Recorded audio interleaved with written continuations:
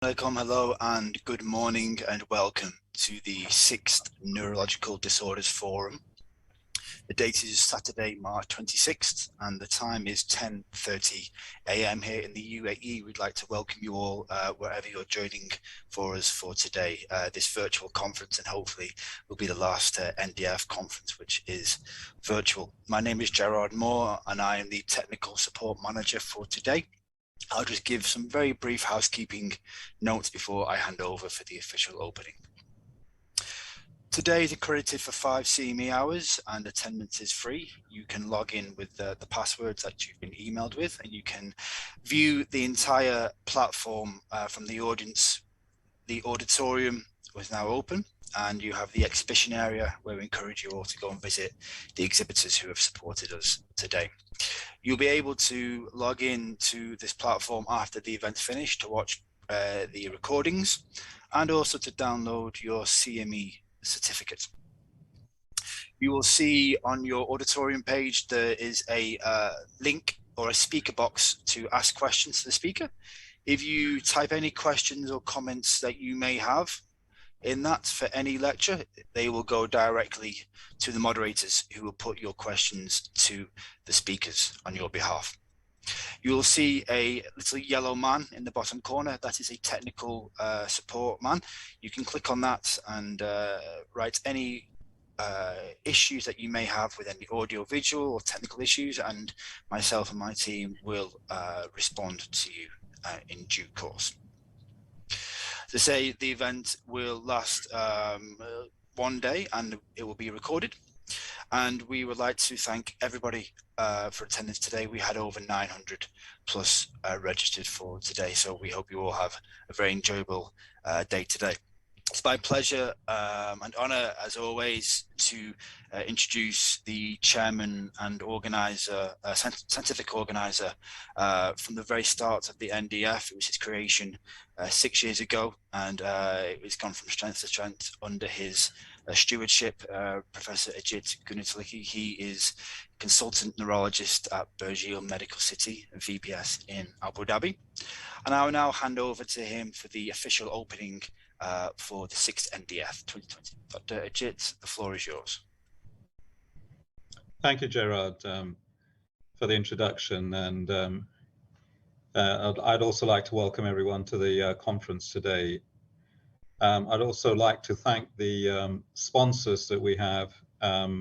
Novartis is our platinum sponsor and Lilly gold sponsors, and we have Lundbeck, AbbVie and Biogen who are our other sponsors. And I'd like to thank their continued support for the NDF. They've been friends of this organization for a while now, and I think they've been responsible for the strength that this forum has gone on to over the years.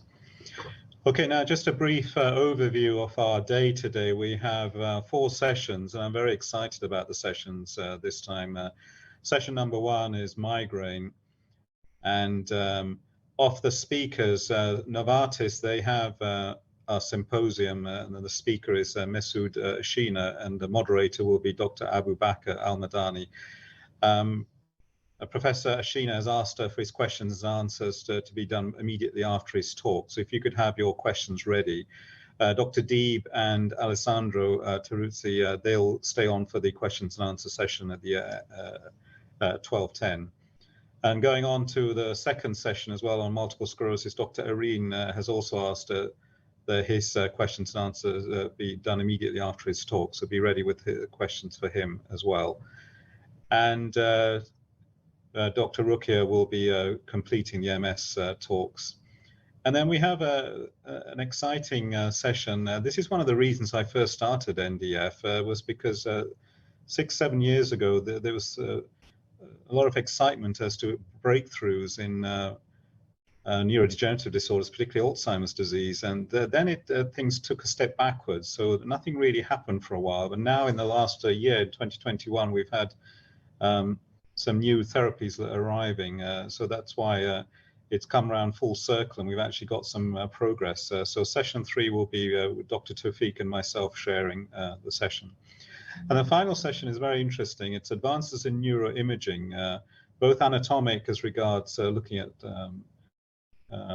atrophy and the like, and clues on MRI scans, but also functional neuroimaging with Dr. Tammer, where we'll be looking into functional imaging, particularly PET scans, and the current role of such modalities in diagnosing such disorders. Okay, so we'll come on to the first speaker for today. It's my pleasure to introduce a long-standing friend of mine, Dr. Deeb Kayed, who's an American board-certified consultant neurologist and a clinical neurophysiologist with an interest in headache disorders. He's a fellow of the American Academy of Neurology and an adjunct clinical assistant professor at the MBRU School of Medicine in Dubai. And he's been in private practice in Dubai since 2005 and is currently working at IRAC and is affiliated with both the Mediclinic City Hospital and the American Hospital in Dubai. And just to show how long he's been here, he was one of the founding members of the Emirates Neurological Society. So it's my pleasure to welcome Dr. Deeb as our first speaker for the day. Thank you, Ajith. Good morning, everybody. Give me a minute to share my screen and we'll get started. Okay, here we go.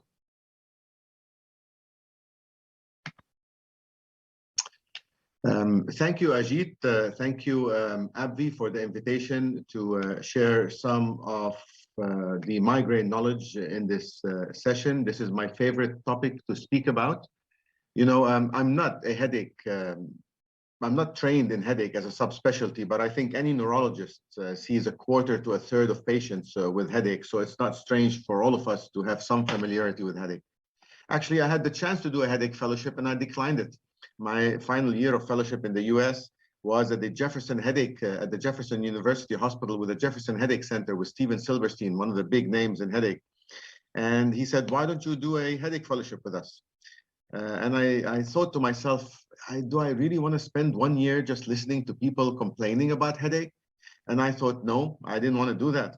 And I declined it and I did something else and still got exposure to a lot of headache. And my interest comes from that and from the fact that half of my family's got migraines. So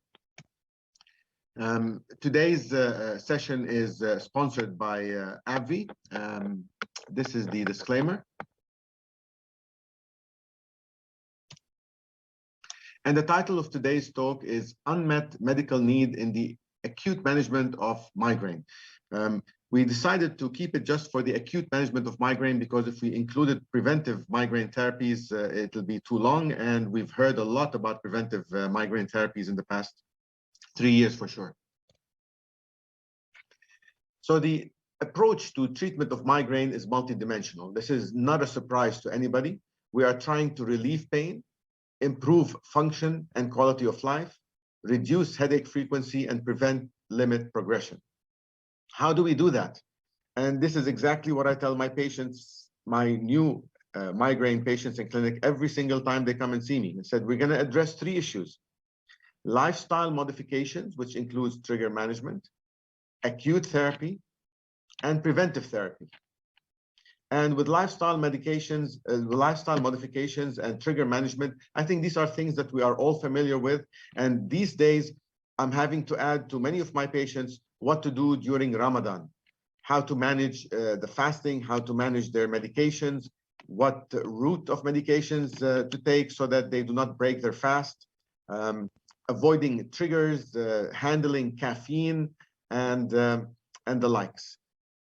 I then talk to them about acute therapy and the importance of taking medications early on and not delaying it because they're afraid of whatever side effect they have in their mind and being dependent on medications. And then I address with them the indication for preventive therapy, which is usually we start talking about it, as you know, when patients are suffering from 4 or 5 headache migraine days a month. When they hit that limit, we start talking about the need for preventive therapy. Now, of course, there are some patients who have less frequent headaches, maybe 2 or 3 days. But if you're having 2 or 3 days a month and you're in bed with a severe migraine and you can't get out of bed and you miss work for those 2 or 3 days, that in of itself might be an indication for preventive therapy. There are other indications for preventive therapy, including things like hemiplegic migraine, patients who have prolonged auras, patients who've had migrainous infarction in the past.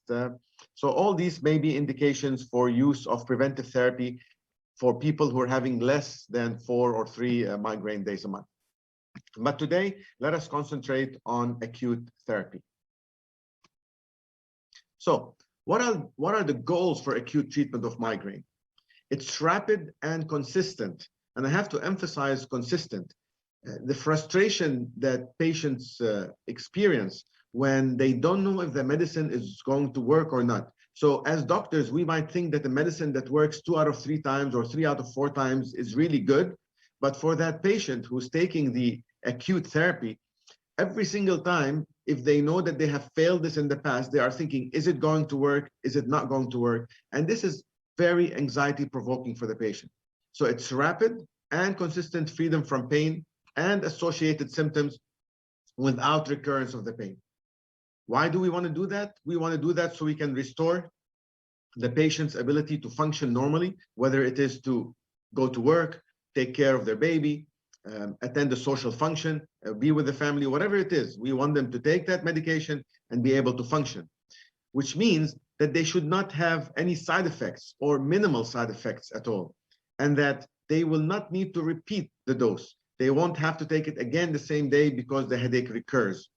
And we want the patients to have optimal self-care and reduce subsequent use of resources. We don't want them to end up in the emergency room every time. That's a waste of their time. That's a waste of medical resources, and it's quite expensive and can be managed if we give the patient the correct advice of what medications to take and how and when. So it's about the medicine, the right medicine at the right dose, at the right time, at the right route. So what are the unmet medical needs for migraine treatment, the topic of today's talk? Well, patients often have insufficient treatment response.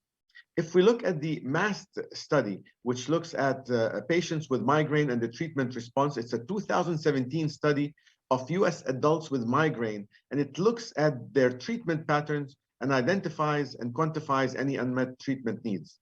If we look at the MAST study, nearly 95% of patients responded and saying that they have at least one unmet need in acute oral migraine medication usage.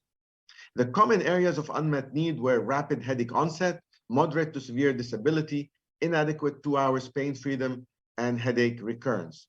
If we look at the right-hand side, there are various domains. There's the inadequate treatment response domain. 74% of patients reported an inadequate treatment response, whether that meant inadequate 2 hours pain freedom or recurrence within 24 hours. It was different from one patient to the other.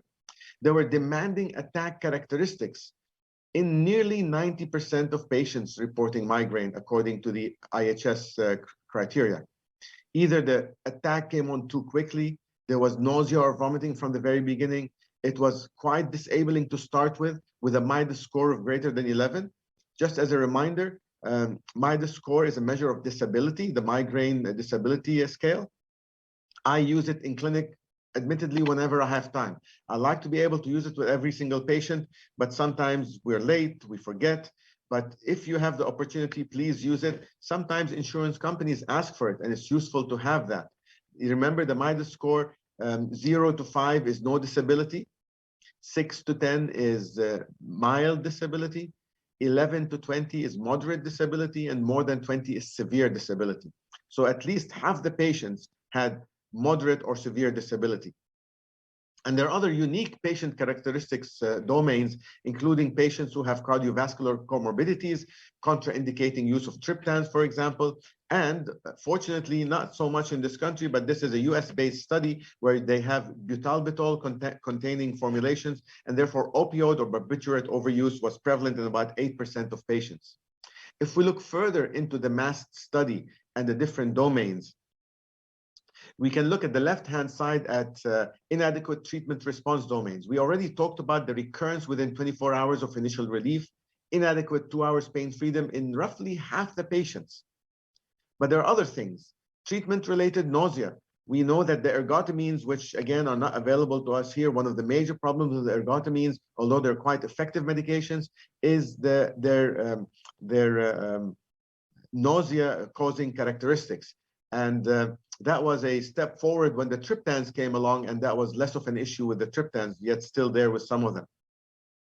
Delaying taking treatment out of fearing side effects in 21% of patients. So these are all unmet treatment needs. We know patients delay medications. We know that studies have shown us if you delay your medicine by as little as 1 or 2 hours, you may get inadequate pain relief or no pain relief whatsoever. If we look on the right-hand side of the slide, where we talk about demanding attack characteristics, it's a rapid onset of the attack. The pain comes on very quickly in about half the patients. It peaks within less than 30 minutes, again, in about half the patients reported. Patients awakening from sleep with headache and awakening with a severe headache, that also happens in a significant proportion. Disability we already spoke about, and nausea as not part of the medications, but part of the migraine as the most bothersome symptom. Also, it is very prevalent in about 1 in 8 patients, making it a bit difficult for them, right, to take oral medications. Either they just can't take them or they vomit them soon after ingestion, and then they have to look for an alternative. So all these are unmet treatment needs with our current therapies, and therefore research is appreciated by all the sponsoring companies in order to come up with solutions to these unmet treatment needs. So the basic measure of utility of any treatment is what? This is what we see as the primary endpoint and the secondary endpoint, right? The efficacy and tolerability along with patient preference. Roughly 30 to 40% of people with migraine have insufficient efficacy or tolerability to triptan therapy. And triptan, of course, is the mainstay of migraine treatment as the most effective and migraine-specific treatment these days. So it's not surprising that nearly 4 out of 5 patients are willing to try another acute medication. And just remember, triptans don't work for everybody. You know, not everybody's migraine goes through the mechanism through which serotonin 1BD receptor agonism will provide a solution. So suboptimal acute treatment leads to an increase in migraine-related disability and disease progression. Disease progression means chronification and chronic migraine, and we all know how disabling and severe and difficult to treat that is. So, as we said, from the American Migraine Prevalence and Prevention Study by the, well, probably we'll call him the father of epidemiology in migraine, Bruce Lipton, it is about roughly 1/3 of patients who were diagnosed with migraine discontinued using triptans over the course of 1 year. If we look at the European nationwide practice databases, it's closer to about 50% of patients that are no longer using prescriptions for migraine after an initial triptan prescription. Now, it doesn't tell us why they're not using it. Okay, maybe they got cured of migraine. I doubt that very much. But roughly half of the patients are no longer using triptans. And this comes from data from the UK, France, and Germany. And it's surprisingly quite similar. So after the second year, so 50% after the first year, after the second year, 83% of patients in each country had no further prescriptions for migraine medications. So this is again from the American Migraine Prevalence Prevention Study, and they looked at people, approximately 714 triptan users in 2008, and when they looked at them in 2009, about 1/3 had discontinued triptans altogether. This was from North Manhattan. Ineffective acute treatment of migraine is a major risk for chronification. And why do we care about chronification of migraine? Because chronic migraine is worse, right? 20% of the population has psychiatric comorbidity. If you have episodic migraine, your chance of having a psychiatric comorbidity, which is depression, anxiety, OCD, phobias, drug or alcohol addiction or dependence, goes up to 40%. And if you have chronic migraine, it goes up to 60%. And these are the patients that are most demanding in our clinic, and they need several specialists to see them to try and control their headaches. So we need to avoid chronification as much as possible. So ineffective acute medications can expose patients to prolonged activation of pain pathways. So basically, pain begets pain. And I try to tell my patients this. It's theoretical, right? But there is good evidence behind it that if you allow the brain to experience pain, it'll be easier for it to experience pain again and again. Maybe that's similar to epilepsy. If you allow the brain to have seizures, it'll be easier for it to have more and more seizures. Patients who reported poor or very poor treatment efficacy were more likely to progress from episodic to chronic migraine. And if we look at the numbers, about 6.8% had a very poor response, 4.4 poor, 2.7 moderate, and well, maximum percent. If you had a maximum percent to acute therapy, your chance of progressing to chronic migraine is very low compared to if you did not. So the current acute migraine therapy consists basically of non-specific analgesics and the serotonin 1BD receptor agonist, the triptans. There are limitations to these medications that we're all familiar with. Triptans are difficult and should not be used in patients with a history of stroke, coronary artery disease, MI, or uncontrolled hypertension.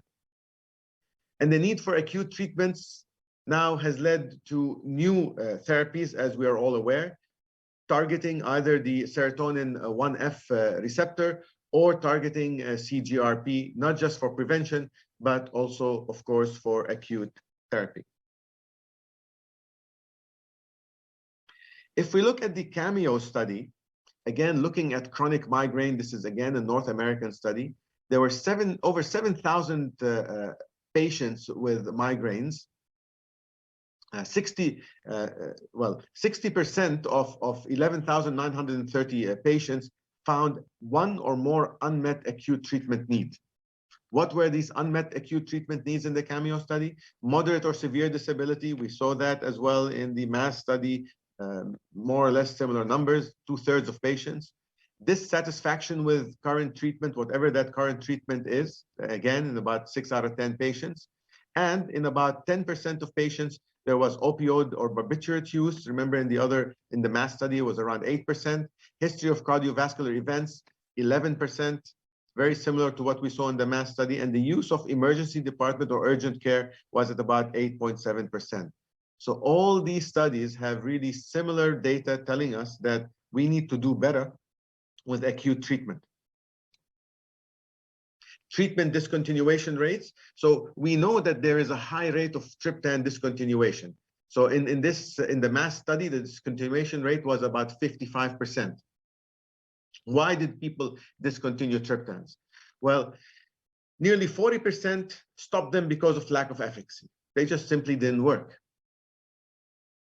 Another quarter of the patients stopped them because of side effects. And of course, some patients had side effects and lack of efficacy, the worst possible combination.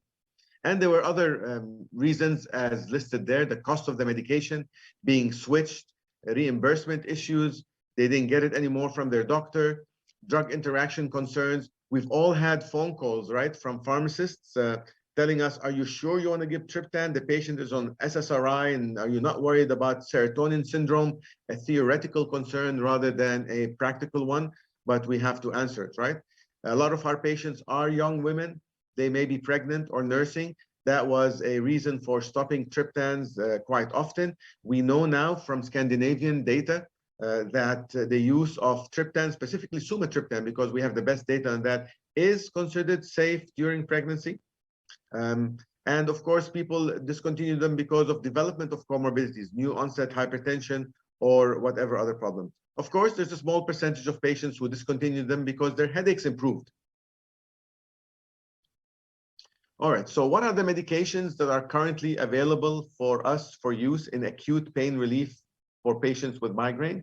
Well, the non-specific analgesics, right? The paracetamol, the acetaminophen, the acetylsalicylic acids, the non-steroidal anti-inflammatory drugs, they work mostly for mild migraines.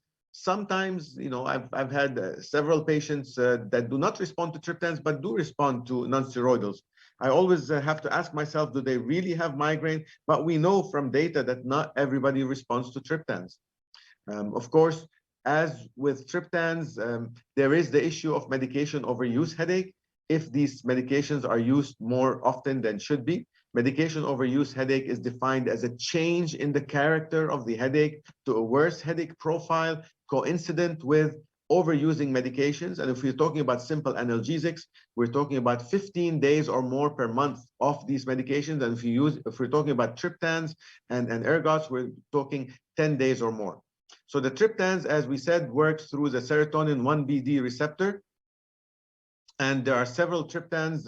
Not all of them are available here in the UAE. Sumatriptan definitely is, zolmitriptan, elytriptan, and rizatriptan. I used to have access to naratriptan, but not anymore. I don't have access to frovatriptan, and I never used almotriptan. I don't think it's even available over here. They come in various formulations. The subcutaneous formulation for sumatriptan. Of course, there are nasal sprays. Sumatriptan has a nasal spray. There are wafers that melt in the mouth, and of course, there are tablets. Their limitations, as mentioned earlier, are cardiovascular risk factors. Dihydroergotamines, I use those a lot during training. Part of the DHE protocol for patients with status migrainosus and being admitted to the inpatient headache monitoring unit. There is a nasal spray formulation, but these are not available to us over here. One of their limitations, of course, is nausea and vomiting, as well as cardiovascular risk factors. Lasmiditan is the new arrival in the market. It's a serotonin 1F receptor agonist. And side effects include dizziness and somnolence. It can be used at doses of 50, 100, or 200. When the GPANs are the next group of medications, and we'll spend some time today talking about GPANs. The ones that are approved include obrigipant, rimigipant, and zavicipant. I was looking at my prior slides, addressing unmet needs, and I had it written as vezigipant. And I got confused. Is it vezigipant or zavigipant? And apparently it used to be vezigipant, and now it's zavigipant. Don't know why, really. Maybe somebody can shed some light on that. Either way, the name is annoying. We don't have it available in the UAE. If it comes, we'll deal with it. These medications are small molecule CGRP receptor antagonists. They're approved for the treatment of acute migraine with or without aura in adults. Some people refer these as the new generation GPANs, because the first generation GPANs failed due to hepatotoxicity, and they were supposed to come out about a decade ago, but that got delayed, and people worked on the formulations, and now we have not seen hepatotoxicity with the current agents. Opioid medications should not be used in the treatment of migraine, simply should not. Do I use them sometimes? Yes, rarely, very specific situations. But as a rule, they should not be prescribed. Anti-nausea medications are not only helpful, such as metoclopramide, are not only helpful if the patient has nausea and vomiting with migraine. A study performed in emergency room in the US a while back took people with acute migraine and gave a certain half of them morphine and gave the other half metoclopramide, and the patients who got metoclopramide did better with pain relief than the patients that received morphine. So let's talk about our standard of care. The standard of care for acute headache relief in migraine is triptans. And why are they standard of care? Because they are the best that we have, and they've been available since the mid to late 1990s. So standard dose triptans relieved headaches within 2 hours in about 42 to 76% of patients. The 2-hour sustained freedom from pain was achieved in about 20 to 50% of patients, depending on which study you look at and which triptan you look at. They provided sustained headache relief at 24 hours in a quarter to half of patients. And they gave sustained freedom from pain in about 20 to 30% of patients. This is what we can expect with current triptans available in the market. If we look at the headache response and the therapeutic gain for triptans 2 hours after migraine onset. So therapeutic gain is defined as the response in the trial minus the placebo response, and that's referred to as the therapeutic gain. If we look at this table, we can see that the best result comes down the table with the sumatriptan 6 mg subcutaneous injection. That's our best data for headache relief with triptans, 80 to 85% headache response with a therapeutic gain of 50. Close to it are zolmitriptan and elytriptan and rizatriptan, and lesser efficacy is seen with agents such as naratriptan on the list. But we can expect the best response with subcutaneous sumatriptan. Patients tell us that, but then a lot of them also complain of the side effects, that they feel drained, that they feel a bit different, but they're happy with the pain relief. We use it mostly, right, for cluster headache, and mostly for patients who have nausea, vomiting at the onset of their migraine, perhaps, rather than for everybody with migraines. So serotonin 1F receptor agonist, lasmiditan, if we look at the data here for 2-hour pain freedom, lasmiditan is known here as Rayvow. It comes in doses of 50, 100, and 200 milligrams. It's indicated for the acute treatment of migraine in adults. It was FDA approved in October 2019 based on the pivotal Samurai and Spartan trials. If we look at some of this data for lasmiditan, if we look on the left and we look at pain freedom, this study looked at 2 doses, the 100 and 200 milligrams. We can see that with the 100 and 200 milligrams, both were statistically significant at 2 hours compared to placebo, with nearly a 30% response compared to a little over around 15% with placebo. If we look at most bothersome symptom freedom, again, both doses showed a statistically significant improvement with most bothersome symptom at 2 hours at about 40% compared to placebo, which was at about 30%.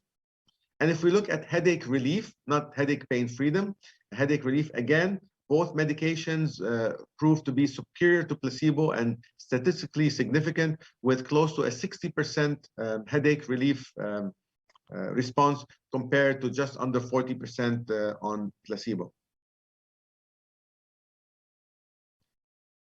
How about tolerability and safety? Of course, the big advantage of lasmiditan is the lack of vasoconstriction, and therefore it is not of concern in patients with cardiovascular risk factors. It is migraine specific, but it does work on the serotonin 1F receptor, and it does have some side effects that to some patients may be bothersome. The most common side effect is dizziness, and we see it more with higher dosages. So the 200 milligram dose gives us a 16% incidence compared to the 100 milligram dose. Data for the 50 milligram dose are not shown here, but they are even less. The most common besides dizziness are paresthesias and somnolence. With repeated dosing, these side effects become less. It's been my practice to start with the 50 milligram dose because I had the opportunity to use this medication at the 100 milligram dose. And some patients, due to the onset of dizziness, drowsiness, although they achieved relief, they were a bit turned off to the side effects and were not willing to try it again. So I now prefer to start with the 50 milligram dose, and I do inform the patient that they can escalate to a 100 or 200 milligram dose if they need to, and if there are no untoward side effects. No serious side effects have been noted with lasmiditan. So we've been talking about pain freedom. You know, at the time of the triptans, it was pain relief, going from moderate to severe headache down to no or mild headache. A long time ago, perhaps already 10 years ago, the American Headache Society and the powers that be decided that we should look at freedom from pain, not just being relief from pain. So that is now the endpoint of all the major trials for acute therapy. And it's not just pain freedom, okay, but it's now also that we have to do freedom from most bothersome symptom. And they looked at nausea, phonophobia, and photophobia, and you get to pick one of those, whichever one is the most bothersome. And the study has to show that there is a statistically significant response in reducing that. So these are the usual 2 co-primary outcome measures since 2018. So let's talk about the GPANs, the small molecule CGRP receptor antagonists. There are 3 on the market in the US. There is obrugipant, there is rimigipant, I guess that's no longer Biohaven, that's now Pfizer, yeah. And there is atogipant. If we look at the pharmacokinetics of these agents, they have the Tmax, so time to maximum concentration, is similar among all of them. It's about 1.5 hours. They have high plasma protein binding percentages, and of significance is the potential for drug-drug interaction, because they all are metabolized through the hepatic CYP3A4 pathway. So medications such as verapamil, medications such as the antifungals may pose a problem, and we have to be extra careful and watch for that potential drug-drug interaction. The elimination half-life of rimegepant and atogepant is similar at about 11 hours, whereas for obrigepant is somewhat shorter at about 5 to 7 hours. Excretion or elimination is via feces mostly, with a little bit via the urine for atogepant. So what are the 2-hour pain freedom numbers for the gepants?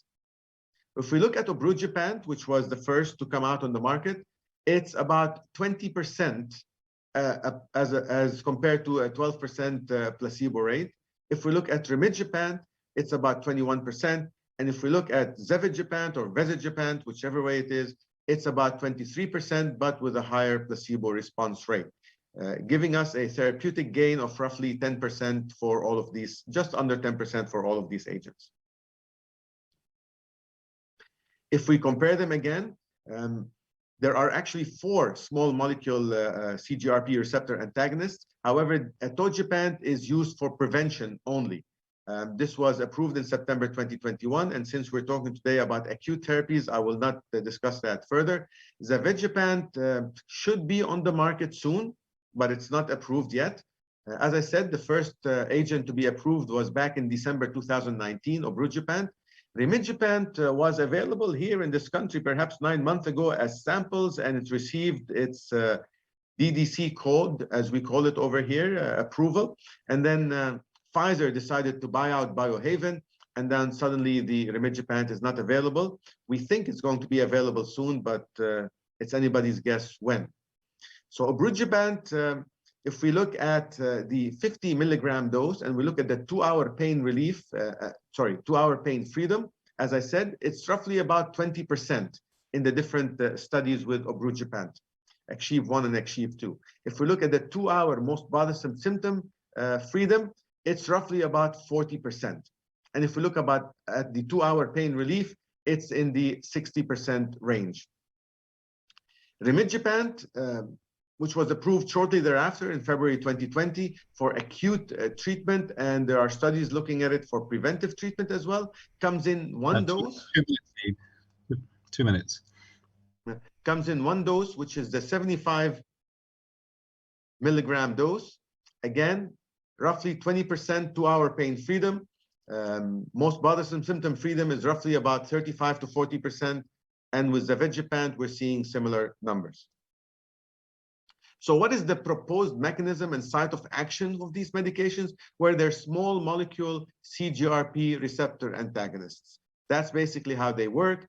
And the big benefit or advantage of such medications is the idea of medication overuse headache. We seem to come across medication overuse headache with receptor antagonists, such as receptor agonists rather than antagonists. So when we look at the triptans and the ditans, there is an issue with medication overuse headache. But when we look at CGRP receptor antagonists, we don't necessarily see that issue, and that's why they've been used in prevention as well. If we look at the data for obrigepant, and the studies were done for the 25, 50, and 100 milligram dose of obrigepant, we can see that the time to reach effective concentration is in minutes after oral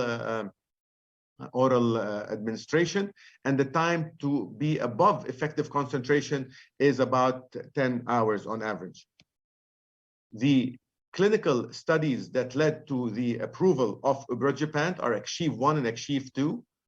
In ACHIEVE-1, they looked at placebo group, the 50 milligram and the 100 milligram group, whereas in ACHIEVE-2, they looked at the placebo 25 and 50 milligrams. They also did dedicated liver safety study, and there are no liver safety concerns. And there are some long-term safety studies going out to 12 months. And we've looked at the results of these data with a significant and statistically positive response at the 50 and 100 milligram dose. The final couple of slides are about the primary endpoints for these studies. In ACHIEVE-1 and ACHIEVE-2, if we look at 2-hour pain freedom on the left and 2-hour pain relief, we can see that roughly it is about 20% 2-hour pain freedom compared to about 10% in the placebo group, and pain relief is in the order of 60%. If we look at Achieve-2, we are seeing similar numbers, 20% for pain freedom and 60% for pain relief compared to placebo. And if we look at the relief of most bothersome symptom at 2 hours in both studies, we're seeing again the same thing, about a 40% response compared to a 30% or less, 27% for placebo. Now, do we have any data to compare triptans with gepants? Well, triptans are the standard of care.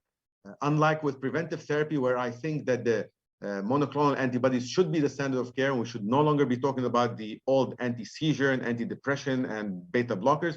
In acute therapy, I still believe triptans are the standard of care. There are no head-to-head trials, but there's one study from 2014 which looked at one of those agents for the acute treatment of migraine and compared it to the 100 milligram dose of sumatriptan. So it was rimigepant at 75, 150, and 300. It was a dose-finding trial.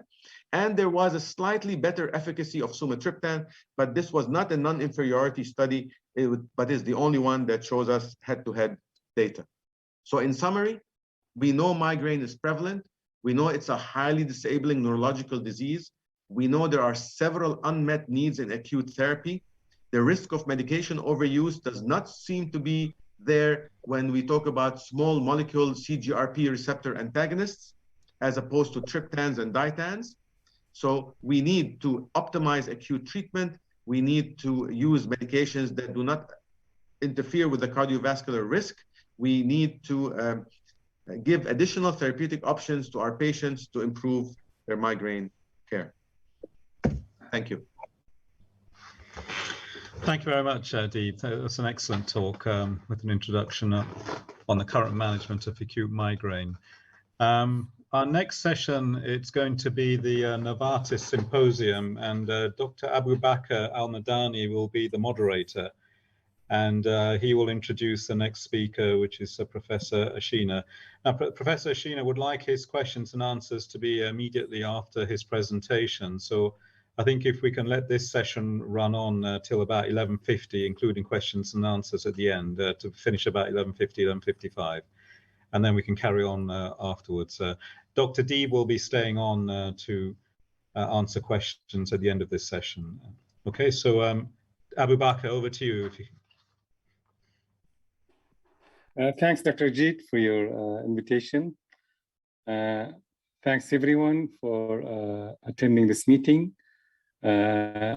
So Professor Mr. Ashina is going to present today an interesting talk. Let's introduce Dr. Ashina, who is the professor of neurology and head of headache center in Copenhagen, Rigshospitalet. He was a past president of International Headache Society.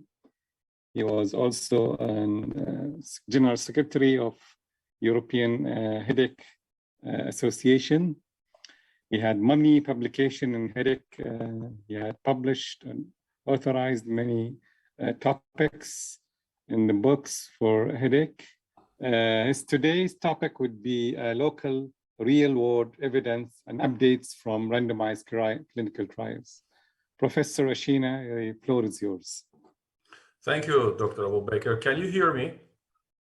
Yes, we can hear you. You can also see my slide, right? Yes. Good. So it's okay. Okay. Thank you very much for your kind introduction, and I'd like to thank organizers for inviting me. So my talk today will be on Aimovig, local real-world evidence, and update from clinical trials.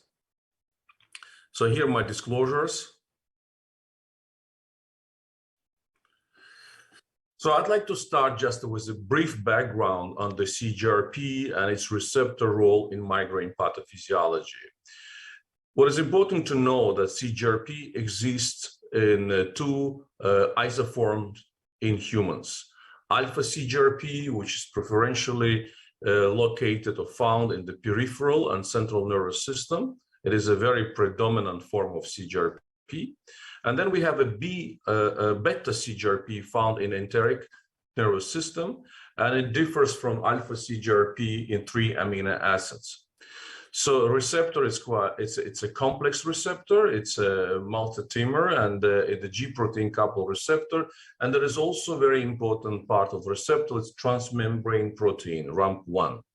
So receptor antibodies and small molecules, which we heard from the previous presentation, they act on this receptor. So what is the difference between Aimovig, Erenumab, and the other monoclonal antibodies is that Erenumab is a human monoclonal antibody that inhibits the receptor for calcitonin gene-related peptide, as shown in this figure, which is in contrast to other monoclonal antibodies. They act as an anti-ligand, so they block the molecule itself, the free circulating molecule. And they don't, and what's interesting that they don't distinguish between the alpha and the beta CGRP, so they block both CGRP isoforms. So here are the real-world monoclonal antibody studies, and why they're important. Because they're important because in the clinical trials we usually include patients with who are very healthy otherwise. They don't have so many comorbidities. And when we start practicing headache medicine with the new medications, we learn a lot about these medications in the real setting. So that's why real-world studies are very important in this context. Here's a list of the 5 trials that I know outside of the Middle East.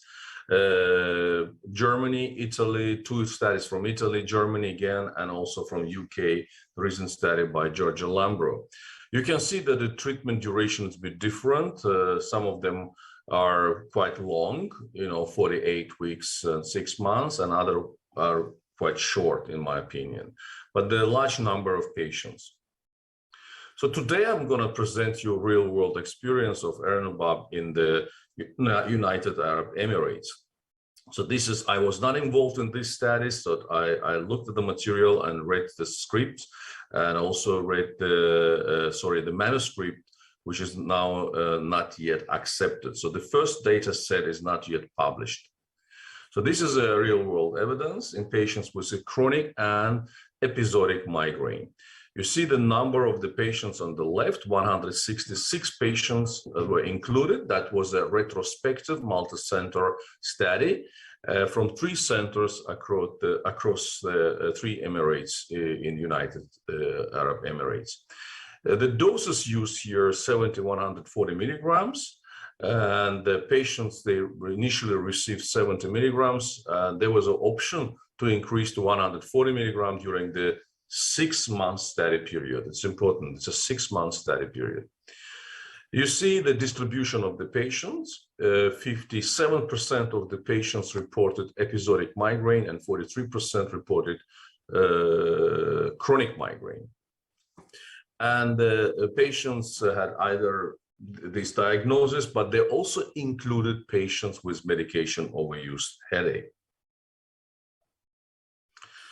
Here's a 50% responder rate, and this is a very, let's say, popular endpoint used, and it's also accepted by the International Headache Society in the clinical trials guidelines, that this response can be also included as a primary endpoint in some studies. What does it mean? It means that the patients, the proportion of the patients who reported at least 50% reduction. Here you see the overall population on the left, 87% of the population. And when we split them into the diagnosis, episodic and chronic migraine, you see that in episodic migraine case, 81% and 95% in chronic migraine population. So this is at month 6.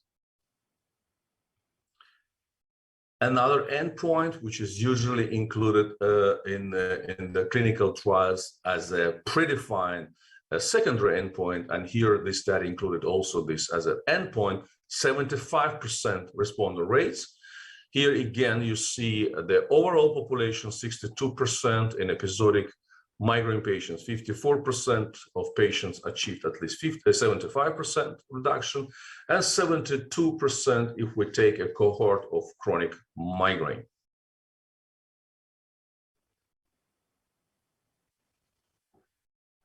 Here are the key findings.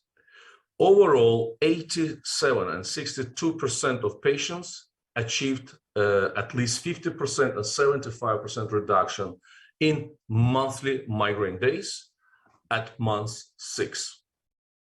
And among these patients, you see also that the chronic migraine patients, they decrease monthly analgesics intake from 18.6 days at baseline to 7.9 days at month 6, which is a very good, let's say, outcome, because as we heard also from the previous presentation, that the acute medication can also cause medication overuse headache. So by good prevention here in this case, we can also reduce number of days when the patients take analgesics. So this study confirms that Aimovig is effective, safe, and well tolerated in the real world setting. So this is another study, but it is a published study. That was the first study, if I'm not mistaken, which is important in this context. And this is a very first experience with a novel CGRP receptor inhibitor. And then here we see retrospective data from the single center. 91 patients were included, and the patients received 70 milligrams subcutaneous monthly. And here again was the option to increase to 140 milligrams during the 6 months study period. Here, distribution of the patient, 36% reported episodic migraine, and 64% of patients reported chronic migraine. And again, here patients were also allowed to have a medication overuse.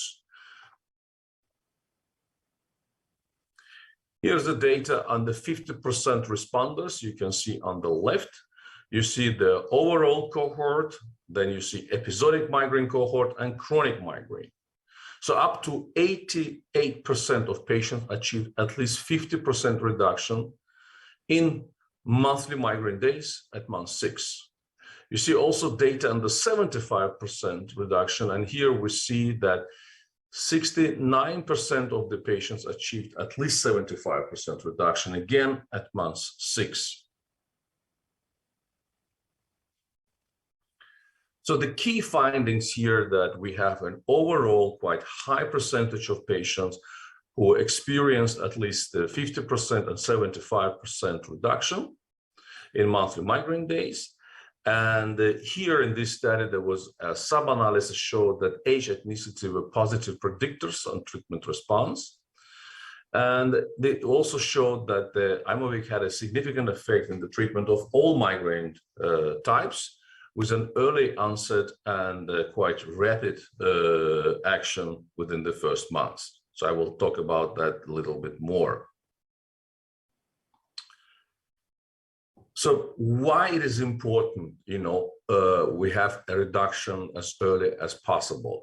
One of the major problems that the previously used medications, the oral medications, beta blockers, anti-epileptic medications, or antidepressants, the tricyclic antidepressants, we usually advise patients to wait at least 1 or 2 months before we decide whether the medication is effective or not effective. And many patients are quite frustrated because you see the first efficacy after let's say at least month and a half, or sometimes 2 or 3 months. So that's why this reduction as early as day 3 and consistent data for the 5 years I will show you now is very important. The second consistent for 5 years is also about adherence, because again, back with the old drugs that we use, the adherence was not quite impressive. So many patients, they stopped taking their medications for the different reasons, because of the wearing off effect, or the lack of efficacy, or sometimes also because of the tolerability issues. So that's why the long-term data is also important. So I'm going to show you early data and long-term data. So here it's onset of efficacy. You can see that the treatment differences were detected as early as day 3. Okay, so it's a very important message here. So, and also overall, if you look at this figure on the right, you see that the onset of efficacy starts within the first week following the treatment. already at first, through day 3, but also treatment differences was really detected between the 70 and 140 milligrams and placebo and day 8. Okay, here you see some odds ratios and also confidence intervals, and it was statistically significant. So the message here is that we may say to our patients that you might see some effect, as early as already at week 1.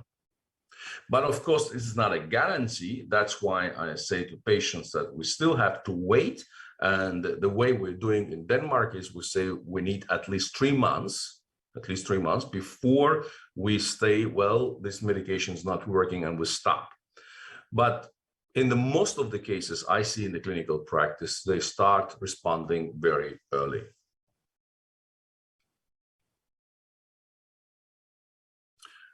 So here again, the change from baseline in weekly migraine days, you see the temporal pattern here, that the difference from placebo already at week 1, 70 and 140 milligram.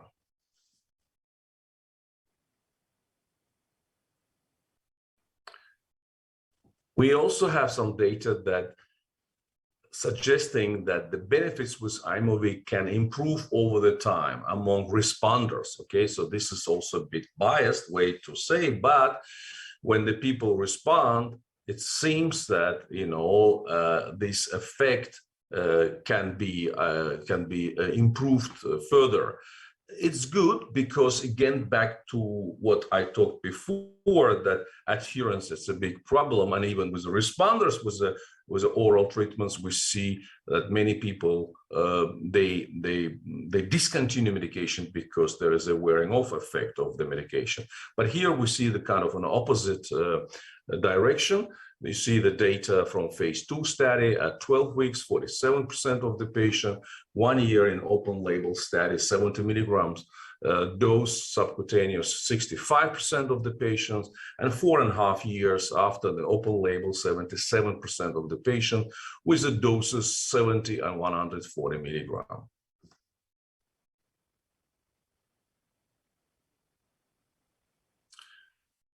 There is also an important study here I'd like to share with you. Data is the longest study with anti-CGRP medication. So when we investigated long-term efficacy and safety of Erenobab Aimovig in migraine prevention, here are results from the 5-year open-label treatment phase of a randomized clinical trial. So initially, it was a double-blind trial. You see on the left that the patients were randomized, either received the 3 doses of Erenobab or placebo. Then they entered after the 12 weeks trial, they entered the open label period up to 5 years. And here you see at approximately 3 years after the patients were offered to increase the dose from 70 milligram up to 140 milligram. You see the follow-up period, how many patients received 70 milligrams and then 140 milligrams. And the final analysis, at year 5, we have 383 patients. Here are the study endpoints. So they included change in monthly migraine days, okay? Monthly acute migraine-specific medication days, and also patient-reported outcomes and assessment of safety, of course. So the migraine-specific medications over the time, and the achievement of the 50, 75, and 100% reduction from baseline in monthly migraine days was also included. You see the different patient-reported outcomes, HEAT-6, and the migraine-specific quality of life questionnaire. MIDAS also was included here, and safety outcomes when we recorded all adverse events and development of anti-Erenobab antibodies. So here are the main the outcome of the study: significant reduction in monthly migraine days in 70 milligram group was observed in the double-blind treatment, and that was sustained throughout the open label phase. You see on the right, you see 50% responders, 75 and 100% responders at the given time point. So you see 71% of the patients reported at least 50%, 47.1 at least 75, and there were a number of patients, about 36%, who responded 100% response at the given time point. So this is a mean change in monthly migraine days from baseline. And you see that it was approximately minus 5.3 days. So an average reduction of 62.3% at the end of the 5 years period. Another important endpoint in this study, monthly acute migraine-specific medications, again, keeping in mind that medication overuse is a problem. And here we see the significant reduction in acute migraine-specific medications. And what we see that at baseline, usage was 6.2 treatment days, and the mean change was 4.4 days over the last 4 weeks at the week 268. So again, you see on the left the double-blind period and then open-label period, and the 5 years data is here. Safety is important because this is the longest study ever studied with monoclonal antibodies. And after 5 years of treatment, we see that the exposure-adjusted patient incidence rate of constipation, we see was lower compared to the double-blind period, okay? And of 400 patients who received at least 1 dose of erinubab, we saw the binding antibodies were developed in 39 patients, and 3 patients had developed in vitro neutralizing activity. And what is interesting, there was no evidence of association between the anti-erinubab antibodies and safety events, and by the way, no correlations to the efficacy of this medication. So then, in conclusion, this was a long-term erinubab treatment which demonstrated sustained efficacy, including reduction in migraine frequency and monthly acute migraine-specific medication. We didn't see any new safety signals after 5-year extended treatment period. And these findings, they support that the long-term use of Aimovig erinubab for migraine prevention in the patients with episodic migraine in this study. So finally, I'd like to talk about the Hermes study, because this was a first head-to-head study of erinubab against topiramate.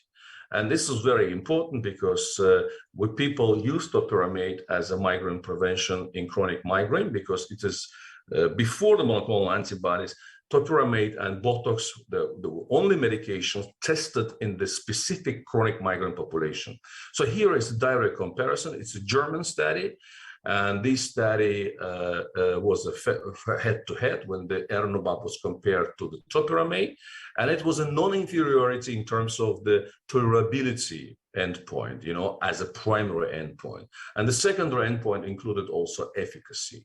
So you see that 82 sites in Germany included 777 patients with episodic and chronic migraine. It was a 24 weeks treatment phase, okay? And here we see data on tolerability, primary endpoint that you see erinubab is significantly more tolerable than the topiramate. You see the treatment discontinuation rates, the percentage of patients due to adverse events. Okay, it's almost 39% in topiramate group and approximately 11% in the erinubab Aimovig group. So there's odds ratios are shown here with the confidence intervals, and it is highly significant. So almost 4 times more patients discontinued treatment with topiramate due to the adverse events compared to erinubab. As I said before, that the study also included a secondary endpoint, which showed that the significantly more patients achieve a clinically meaningful reduction in monthly migraine days with erinubab compared to topiramate. You can see the percentage of patients with in erinubab group is 55% and 31% in topiramate group. So it was almost 2-fold more likely to reduce their monthly migraine days by 50% or more with erinubab compared to the topiramate.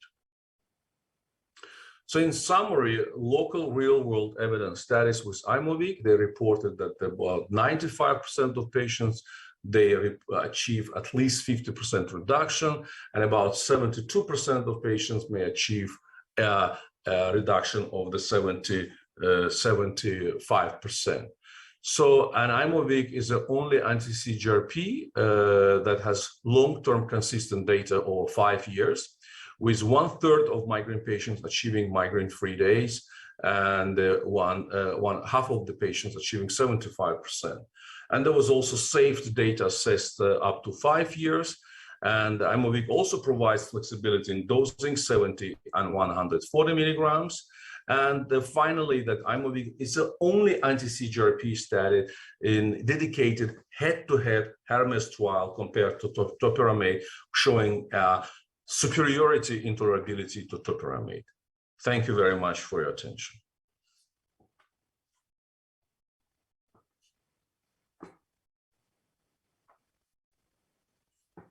I can't hear you. Thank you, Professor Masoud, for your excellent talk. We end up with one question. It is by Dr. Deepkayat. It states that 95% of people with chronic migraine showed a 50% responder rate. Is this similar to the European data? No, European data, let's say, it's not as impressive as the UA data, so it's less. We usually see about 70% of the patients, 60 to 70% of the patients. It depends on the status that we're talking about. In our Danish headache material, because it's not published, I was not allowed to show you, it's about 60%. So it's lower in Europe. I don't know the good explanation for that. Maybe the group of patients, I haven't looked at the data in our data, how many, in the UA data, how many prevention they fail, you know. So sometimes those patients who fail the multiple medications, they might have a less response. Because I know that in the Middle East that you are allowed, I think, also to use monoclonal antibodies as a first line. So meaning that if you have treatment naive patients, preventive naive patients, you may also prescribe the monoclonal antibodies, which is not a case in Denmark if I compare to our data. They failed at least 6 to 7 preventive medications before they enter. So that's why efficacy is not as impressive as we see from Emirates. I haven't frequently see that at the time when the next medication is due, 3-4 days before, people start experiencing headache. In that case, would you increase the dose or switch it to different monoclonal antibody? So you're talking about the wearing off effect, just at the end of the period that the patients report kind of relapse with the frequent migraine attacks, which was also, if you know that also that with the Botox, we see that the last 2-3 weeks before the next cycle, patients start reporting that. Well, it is seen also with Erenumab and monoclonal antibodies in general. So I would say that in Denmark, we start with a 140 milligram, always. So we never start with a 70 milligram. So, and we still see this effect. Okay. Okay. And in this case, would you switch to different monoclonal antibody, or it doesn't matter? No, it really doesn't matter. In my opinion, if the patients are happy and satisfied with that, I never seen that particular at this point, this variable that the patient's improving if you're switching. We are switching only if patient has some side effects. I have noticed this on other monoclonal antibodies as well, the wearing off phenomenon. Okay, so we are concluding our talk. Exactly. So we conclude our talk. It's 11:40 in UAE time. Thanks, Professor, for your excellent talk, and we see you in future for sure. Thank you so much. Thank you. Have a great day. Thank you, Masood, and also Abu Bakr for keeping on time. It's an excellent presentation. Okay, for our next speaker, I have the pleasure of introducing Alessandro Teruzzi. He was one of the authors that was mentioned in the previous presentation, actually. He published the Mediclinic data from the UAE.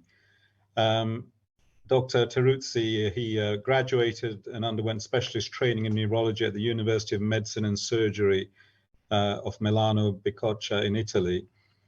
And he was working in the neurosciences department of Manzoni Hospital as a stroke neurologist, and was a former director of the Headache Center before moving to Dubai in 2017 as a consultant neurologist. He's currently the head of neurology at the Mediclinic Hospital in Dubai, and the clinical lead and head of the Mediclinic Comprehensive Stroke Center at the City Hospital in Dubai.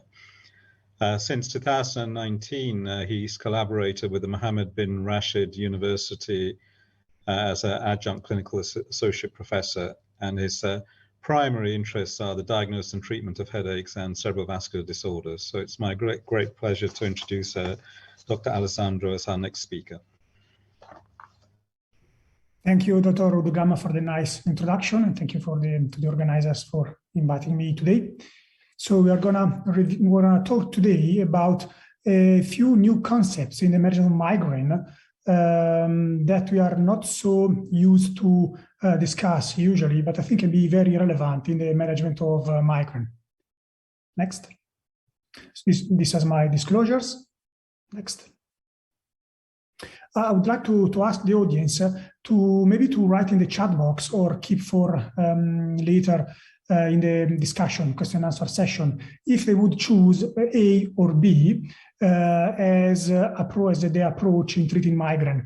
So A, anti-CGRP class, I do consider is as an effective class with a confirmed monthly headache day reduction, but I will use it for hard to treat patients only that had unsuccessful experience with at least 1 or 2 oral preventive treatments. Or if they would be more in favor of the answer B, anti-CGRP class is the first migraine-specific treatment class. Since it has a good balance of efficacy and safety, this is the reason why I prefer to prioritize it in my treatment approach for patients with more than 4 monthly headache days that need to be initiated with a preventive treatment. So if you want to answer these two, to choose one of these two possibilities in the chat box or keep for discussion later on, we'll be grateful for that. We do know that the preventive treatment of migraine is underutilized. The old but still gold data from the AMPP trial run in the US at the beginning of 2000 documented that only 40% of the patients with migraine are professionally diagnosed.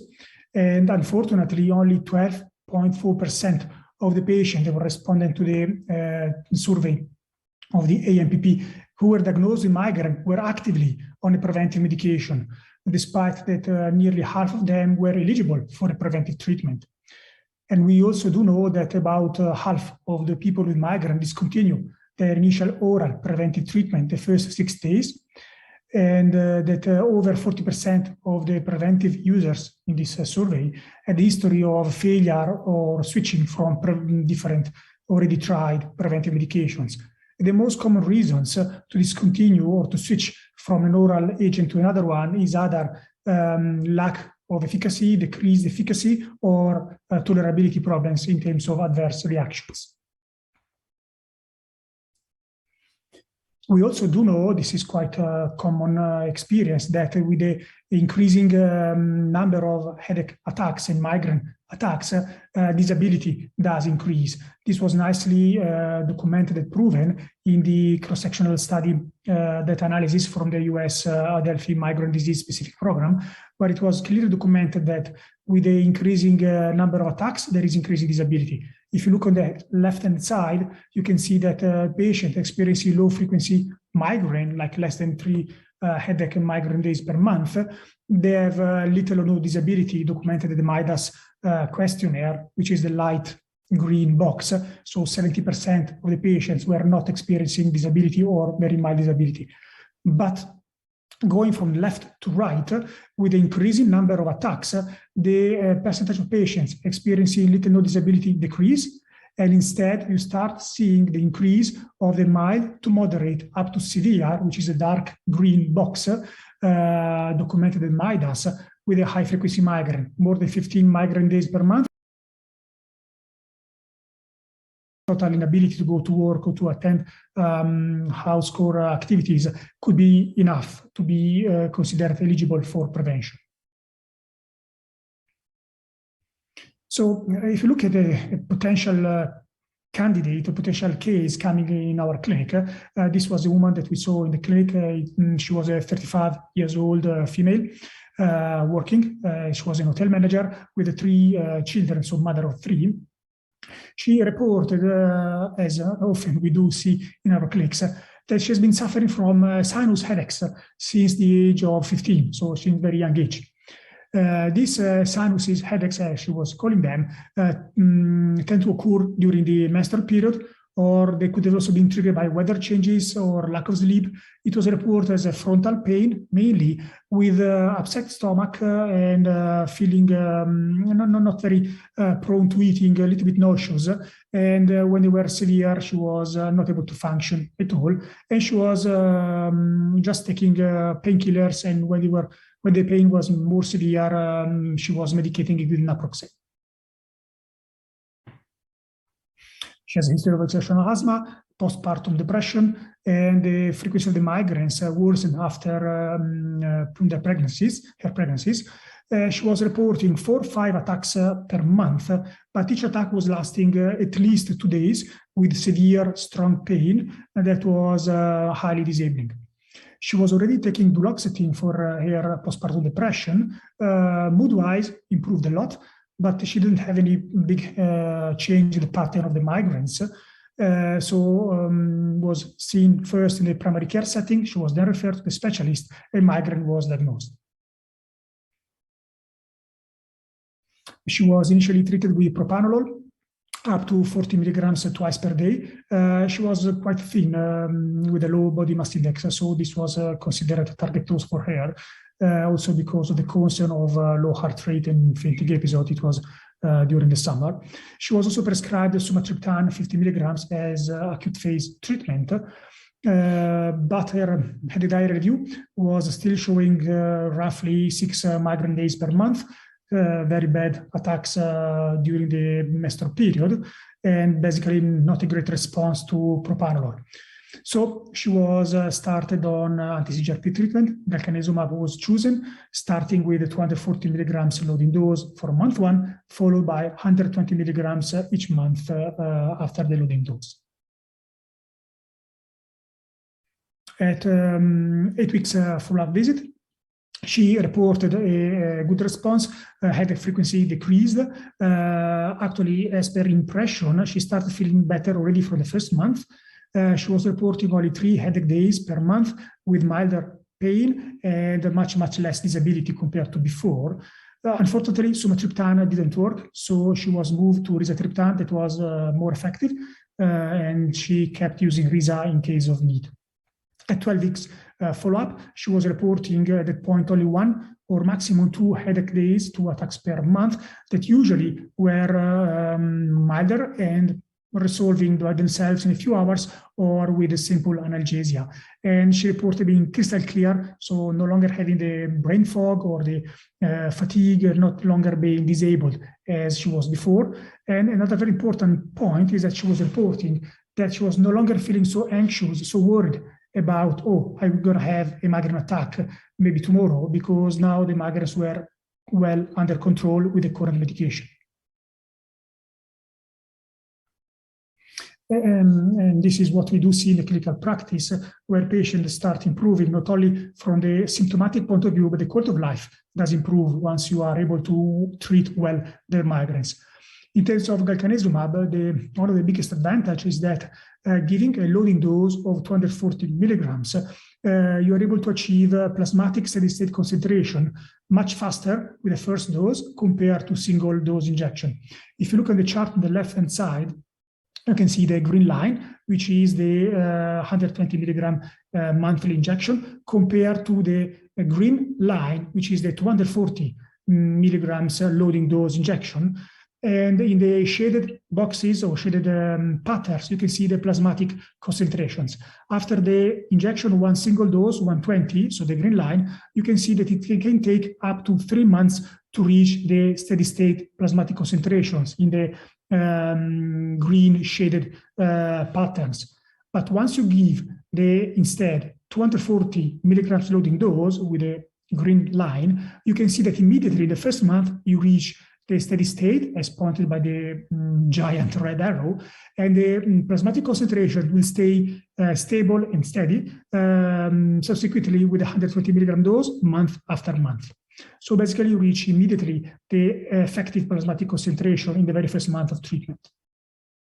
And you continue maintaining it each subsequent month. This way, you are able to achieve a faster responder rate compared to other treatment options. As you can see here, rapid onset means that from not only the very first month, as highlighted in the red box, but actually, as pointed by the green arrow, for the very first week, you start having a clinical response that is then maintained and sustained month after month after the first month of treatment.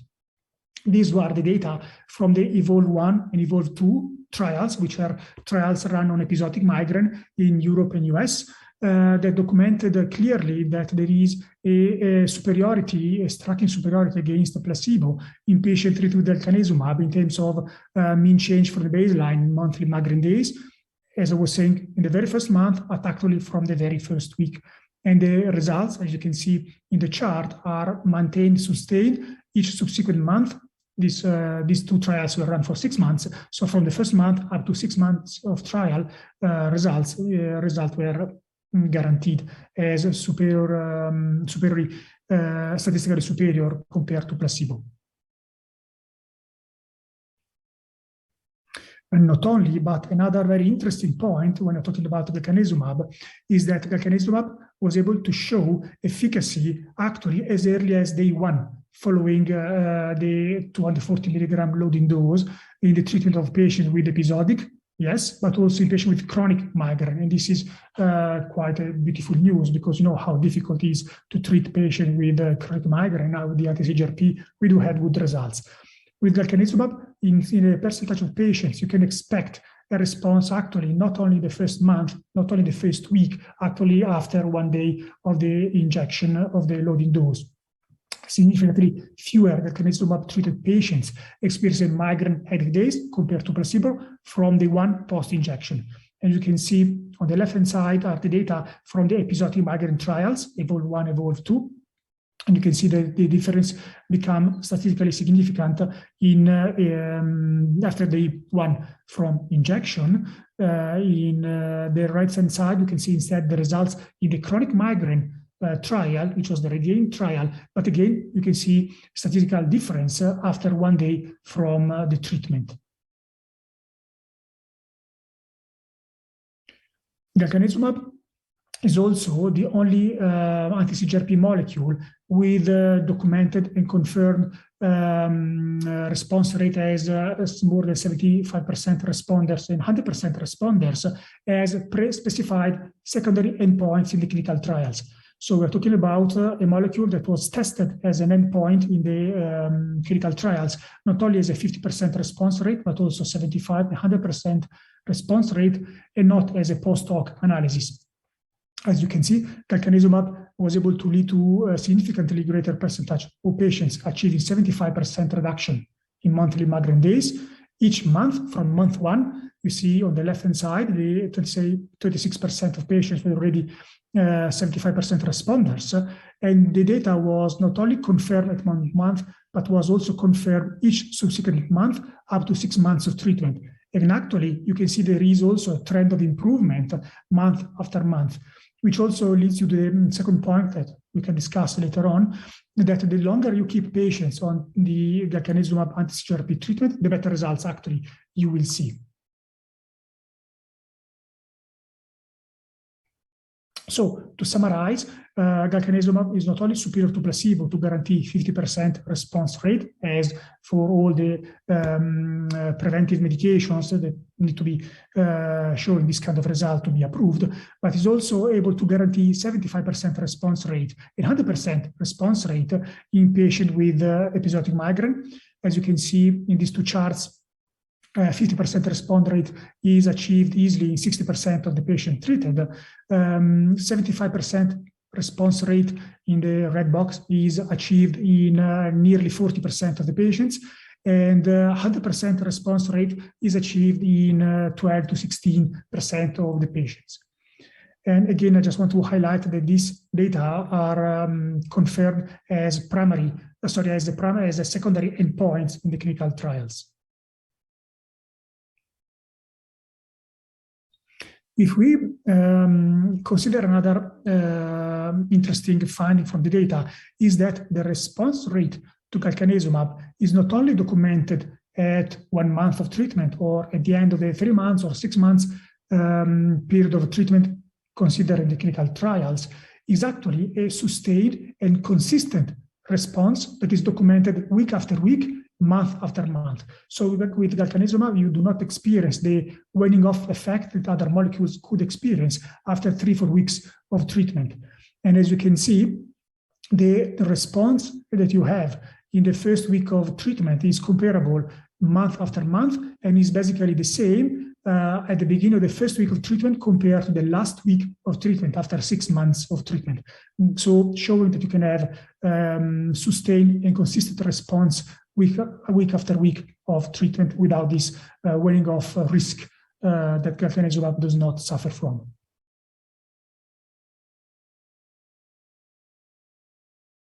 And what about safety and tolerability? Because of course I'm talking about biological agents. The safety of galcanezumab has been evaluated nowadays in more than 2,500 patients across the 3 pivotal trials in episodic and chronic migraine. And as you can see, the rate of adverse reaction under galcanezumab mainly was injection site reactions, which was happening in 18% of the patients compared to 13% of the patients injected with placebo. Majority of the injection site reactions occurred the day of the injection and usually resolved either the same day or in a few days after the injection. Typically, injection site reactions are mild to moderate in terms of severity, and no injection site reaction-related serious adverse events were reported. If you look on the right-hand side, you can see that the treatment-emergent adverse events in the double-blind trials was mainly represented by injection site pain, which was galcanezumab happening in 10% of the cases, but also happening in the placebo arm, and with lower frequency injection site reaction or redness, erythema, or pruritus in less than 3% or even less than 1% of the cases.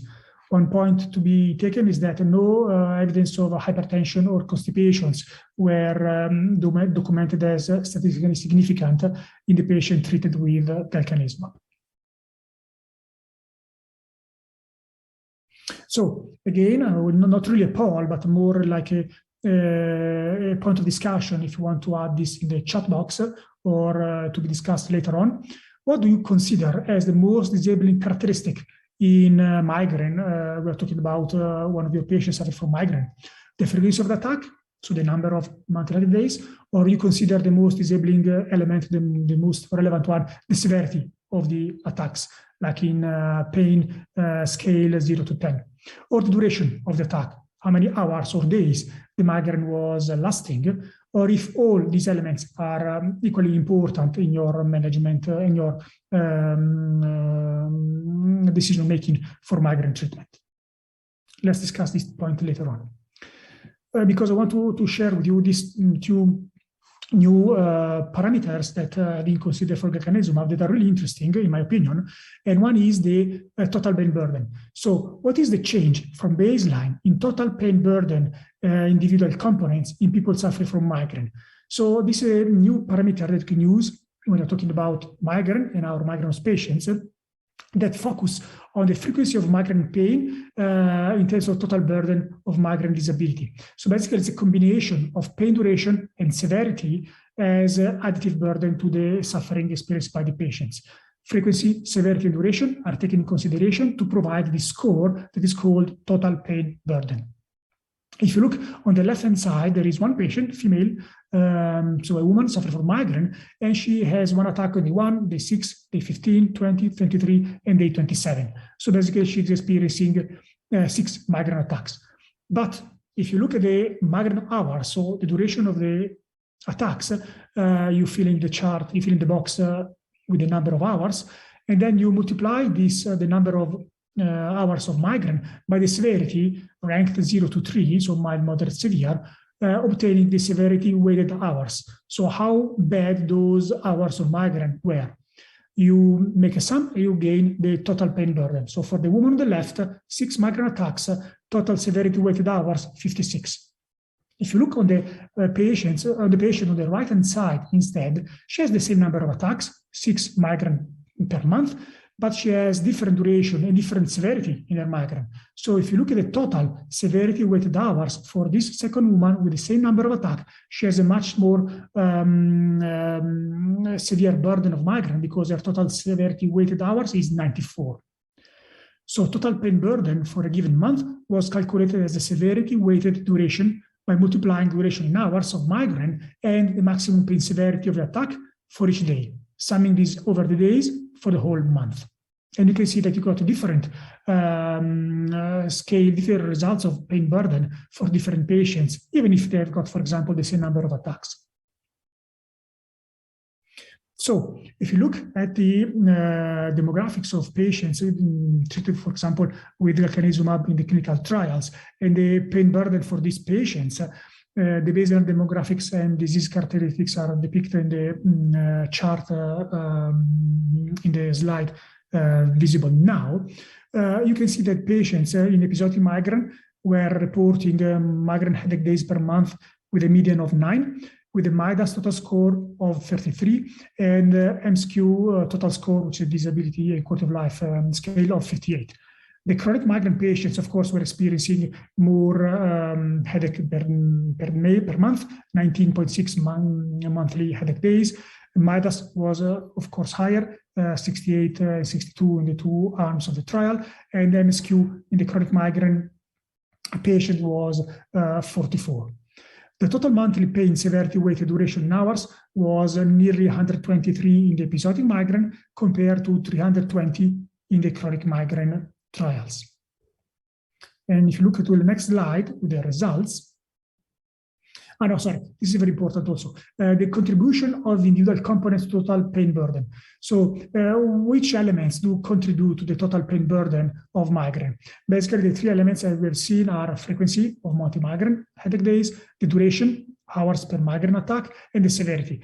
But actually, what we have seen is that the majority, so the biggest part is played by duration, which account for nearly 50 to 60% of the scoring in episodic and chronic migraine.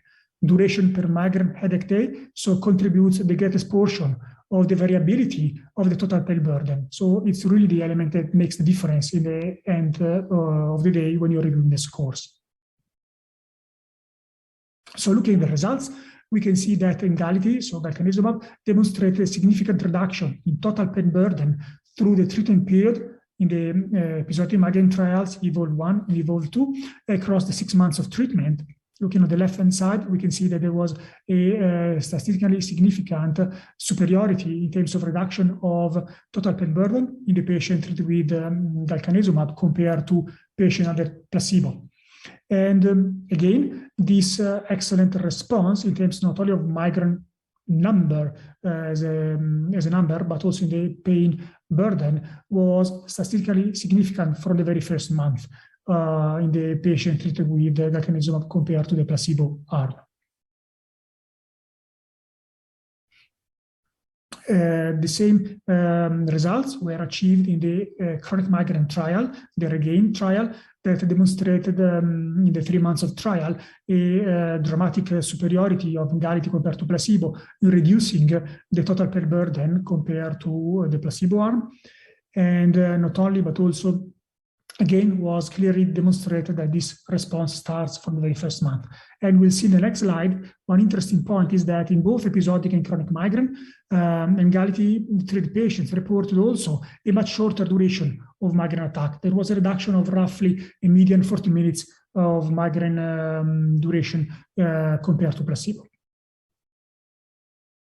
So if you look at the change from baseline, total pain burden, individual components, as we have seen, you've got three main components: a number of migraine headache days, hours of migraine per day, and the severity of remaining migraine headache days. In the episodic migraine, we can see the patient treated with Emgality compared to placebo achieved statistical superiority in all three items.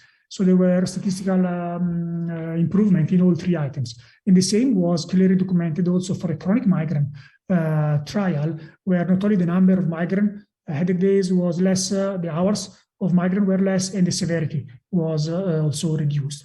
So total pain burden may allow for a more robust evaluation of the benefit of a preventive treatment in reducing the overall pain experience, moving from the number of headache days also to the overall impact of the headache on the pain experience of the patient. And as you can see, episodic migraine treated with Emgality patients report the reduction of 42 minutes as a median value of migraine duration per attack. Another item that you can consider when you're talking about the impact of migraine is the interictal burden. So migraine interictal burden scale, MIBS-4, is a scale that measures the burden related to headache in the time between attacks. So we are no longer focusing on the single acute phase, on the moment where a patient experiences the migraine, but then we are looking at the overall experience of the patient in between the attacks. So including disruption at work or school, diminished family or social life, difficulty planning, and emotional difficulty. As you can see, we've got 4 items.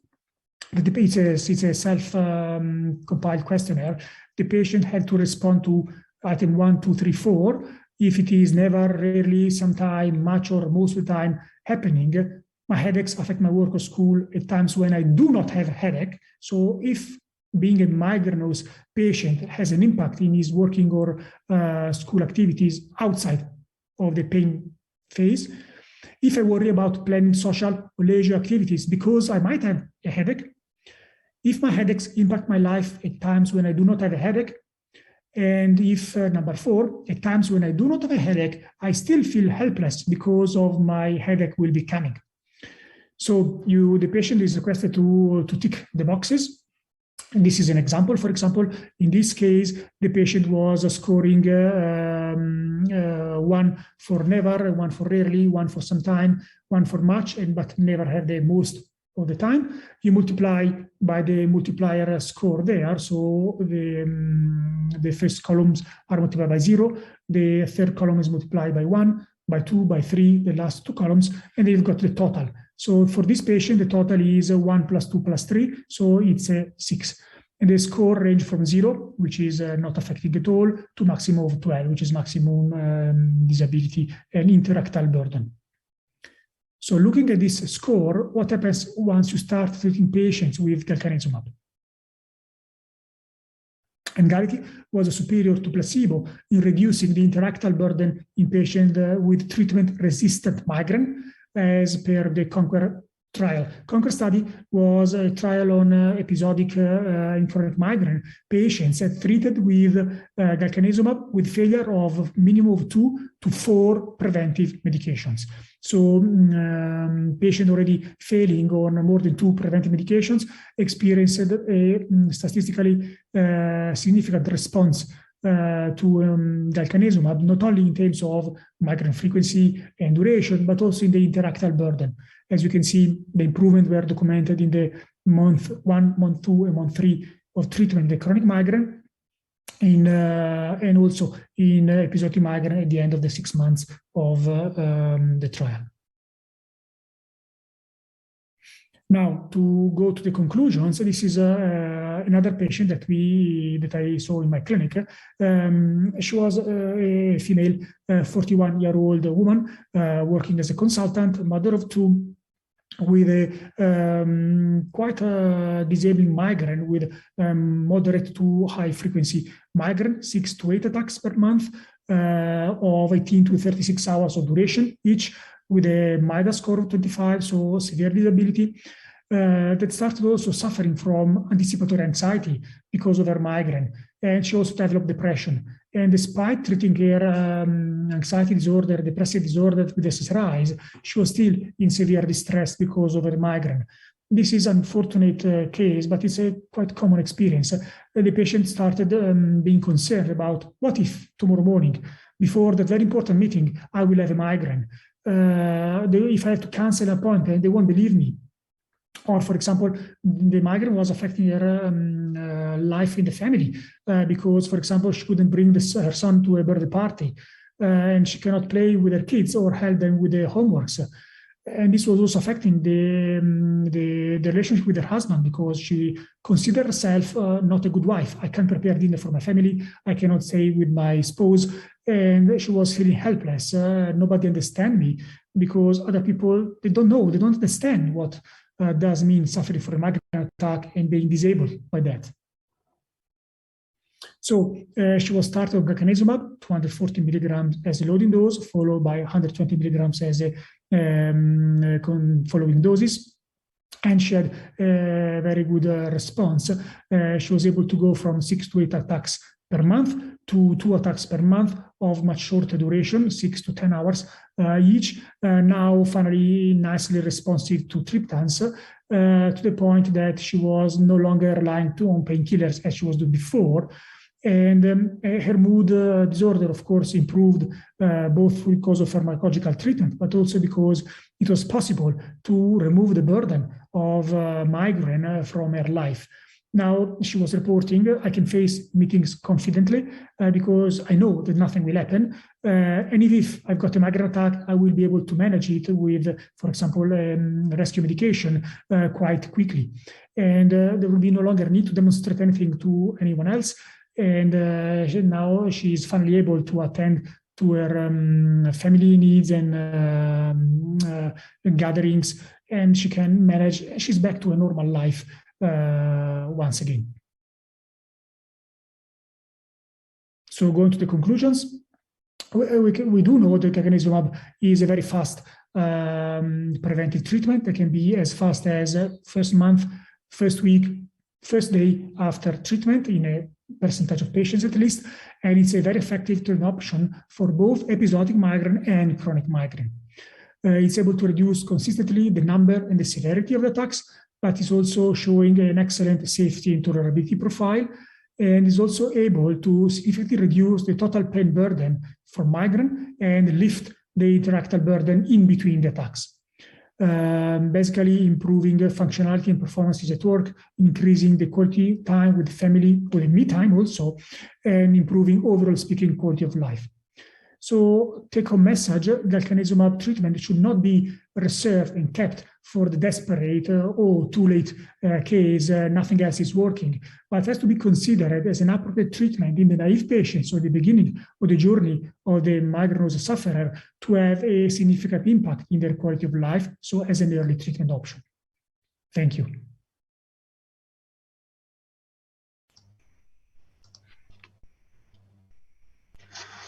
Thank you, Alessandro, for your excellent presentation there. Now we have questions open. There's one question that arose whilst you were speaking. It's to Alessandro, addressed by Tariq Aldabas, who was asking, what the first case patient was given 80 milligrams of propranolol despite having asthma. Her asthma was not a contraindication, ? Did she have any worsening of asthma symptoms with this medicine? Right. No, she didn't. Thank you for the question. Of course, this is a very important thing to consider when I collect the history of the patient, but this was a diagnosis that was done when she was young. It was no longer an ongoing disease, and it didn't flared up, didn't recur later on. She was not on any medication, and she was clear from asthma when she was seen, of course. Thank you.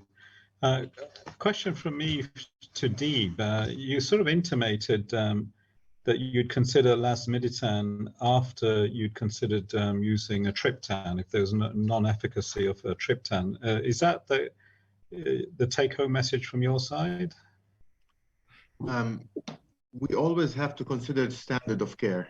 And I think for now, unless there is a contraindication to triptans, triptans remain the standard of care simply because of one thing: cost. They are efficacious medications. They work in a whole lot of patients, and their cost compared to the newer agents, whether it is the ditans or the small molecules, is very beneficial. That is not the case with prevention.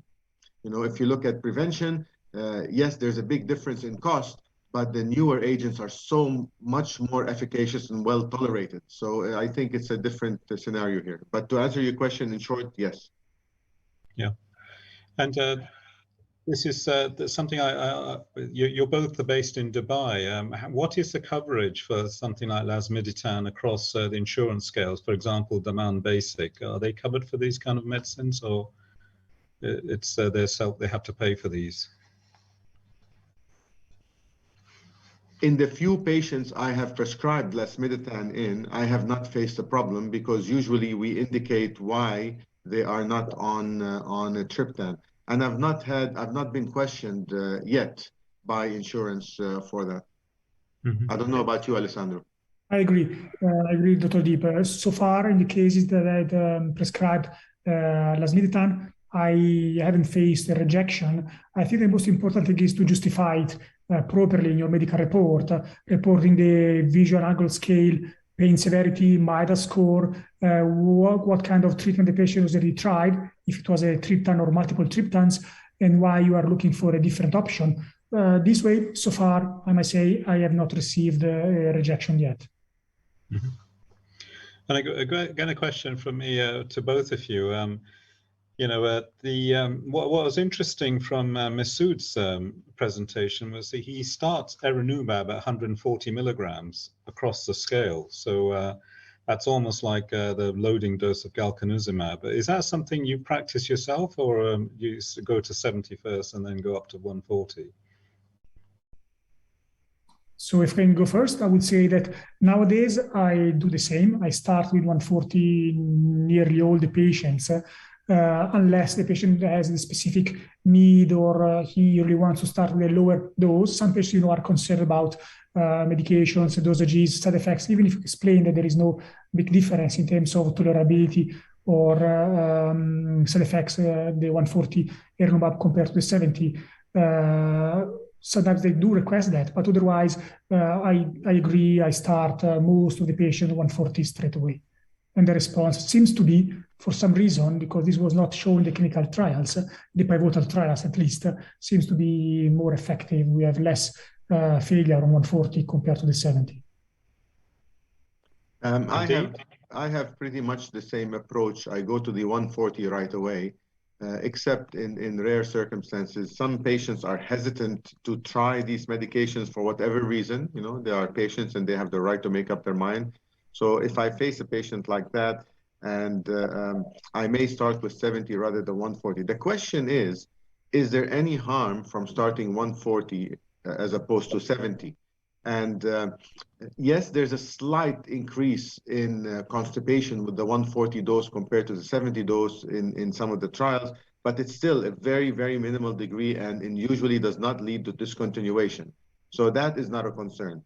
Some of our colleagues, especially from Abu Dhabi, have raised concern about starting 140, and they prefer starting 70, saying we don't know the long-term effects of CGRP suppression. What happens 10, 20 years down the line?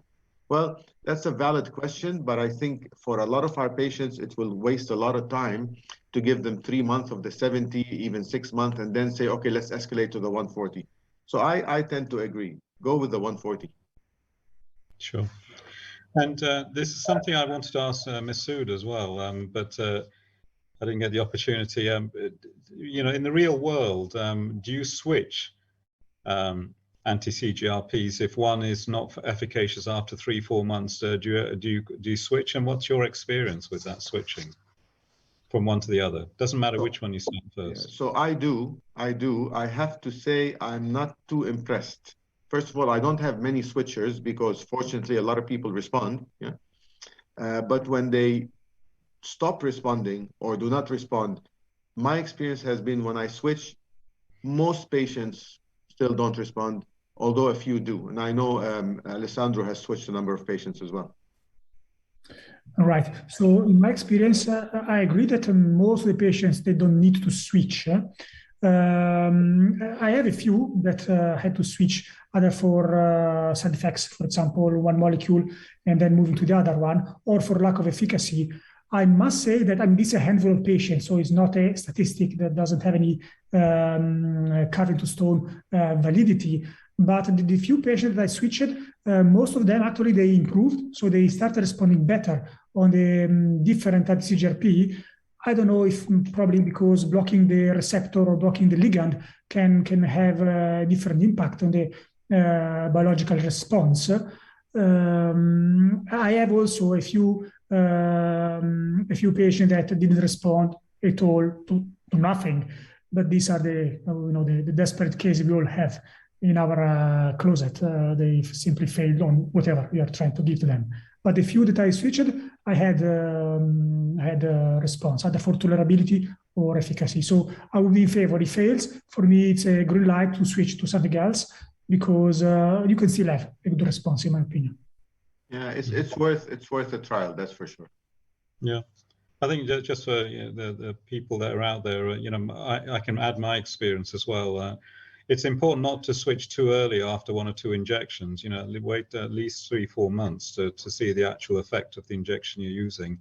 And I have switched, and from one to the other, it doesn't matter which you start, erinumab, galcanezumab, or the other way around. Sometimes switching does have an effect, which is interesting. And I think maybe we ought to try and quantify this. I don't know if there's any studies going on in real world about trying to quantify switching.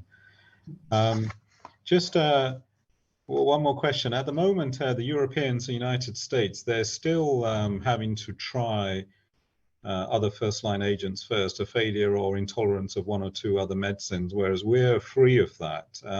When you speak to them offline, and I didn't want to put Masood on the block there, but if you speak to a lot of the headache specialists online, they would prefer to use the anti-CGRPs as a first line, rather than having to have a failure or intolerance of 1 or 2 other medications. I was just looking at the American Headache Society guidelines. They're still saying that you need to have intolerance or intolerability. And I think that may be a cost issue, as regards to healthcare around the world. It's going to be a big burden, but at the moment we seem to be exempt from that in the UAE. So I must say, I try maybe one medicine, but I have a relatively low threshold when I speak to patients. So if they want to try a monthly injection rather than taking tablets every single day, once or twice daily, and they express a strong preference, I often go for them as a first line. What are your thoughts, Steve and Alessandro? The American Headache Society guideline was, they put it together by having headache experts along with representatives from pharma, representatives from insurance company, payers, in other words, and representatives from patient support groups. So it is basically a cost issue, no more, no less. So go for it. If the patient can afford it or the insurance company will pay for it, that's the way to go. If not, we'll have to do it the other way. Yes. I call this the substandard of care. They're giving the old ones, the tricycle, this is the substandard of care. But if we have to do it, what can we do? True. And also, I think, at least in Dubai, my experience is that it also depends on the insurance company, because some insurances, they allow to go for anti-CGRP straight away as a first option. Some insurances, they will reply back, no, you have to try as per, for example, NHS guidelines. I don't know why that report referring to the UK system, because you're not in UK, but has to fail on 2 preventive medications before being eligible for an anti-CGRP. So for chronic migraine, it's easier because, of course, you only have onabotulinum toxin or the anti-CGRP. But for episodic migraine, it depends sometimes on the insurance. But I agree that if it was not for the cost, I would go for the anti-CGRP for all the patients straight away. I mean, the level of response, the satisfaction, the disability that can lift from their burden, I mean, it's not comparable to what you can achieve with the good old topiramate or amitriptyline, unless there is a comorbidity, of course. If you got insomnia and depression, then you can still go for amitriptyline, but otherwise, the road seems to be clean and clear for anti-CGRP as taking the lead.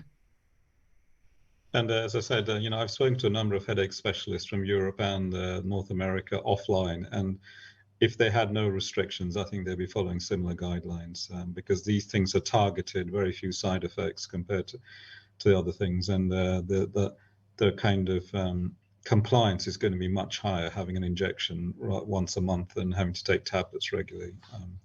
Now, just one interesting question. Alessandro, you showed the pharmacokinetics, even with the galcanezumab loading dose. There's still a dip before the next injection is due. And so sometimes when I review the headache diaries of patients on the anti-CGRPs, they often have a cluster of headaches in the week or so before the next injection is due.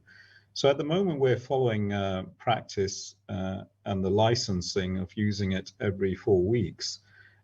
Is there any real world data on using it maybe every 3 weeks for some of those people that have escapes in the last week of therapy? No, this is a super interesting question. Yes, we do see, we had the same experience, for example, for erenumab, where we have to go every 28 days, as we're saying, sometimes even every 25 days to keep them in the apparently more effective therapeutic range. From the clinical trials and from the data from the literature with galcanezumab, you do not have this sort of fading off effect because despite having a dip, it doesn't reflect into a subtherapeutical dose. And apparently there is no need to go for every 28 or 25 days injection. You can stay every monthly, every 30 days injection. It would be interesting to look, maybe we can make a clinical trial with pooling our data to try to have some consistency in the numbers to see if this also translates into reality in the clinical practice. And I think these patients, they need to be properly keeping diaries so we can actually validate the data, otherwise it's meaningless. Dee, do you have any experience on this where there's a kind of a flurry of headaches just in the week or so before the next injection's due? It's something I've just noticed when I look at the diaries. I mention it. Yeah, I mention it to patients, and I say, look, there's no data out there, but why don't you take it a few days before? I've actually just said this to a patient a few days ago. I said, there's no data out there, but why don't you take it instead of every 28? First of all, a lot of them take it every 30 days, so you got to tell them take it every 28 days. For the majority, it's not going to make a difference 28 or 30 days, but for a few it does. And for those who dip, as you mentioned, I just say take it a few days ahead of time. But I don't have any feedback to know whether this is actually doing something or not. I just said that for the first time actually 2 or 3 days ago to a patient. And if I may add like a small tip on this, for a patient who's suffering from episodic migraine or chronic migraine, but especially with the menstrual migraines, I always tend to recommend to take the anti-CGRP in a way that will cover the menstrual period window so that they will not end the medication during their menstrual window. Because we do know that menstrual migraine tends to be more severe and more rebellious to the episodic regular non-hormonal migraine. And I always advise to keep covering the menstrual window with the anti-CGRP so that it will not fade out during their menstrual window.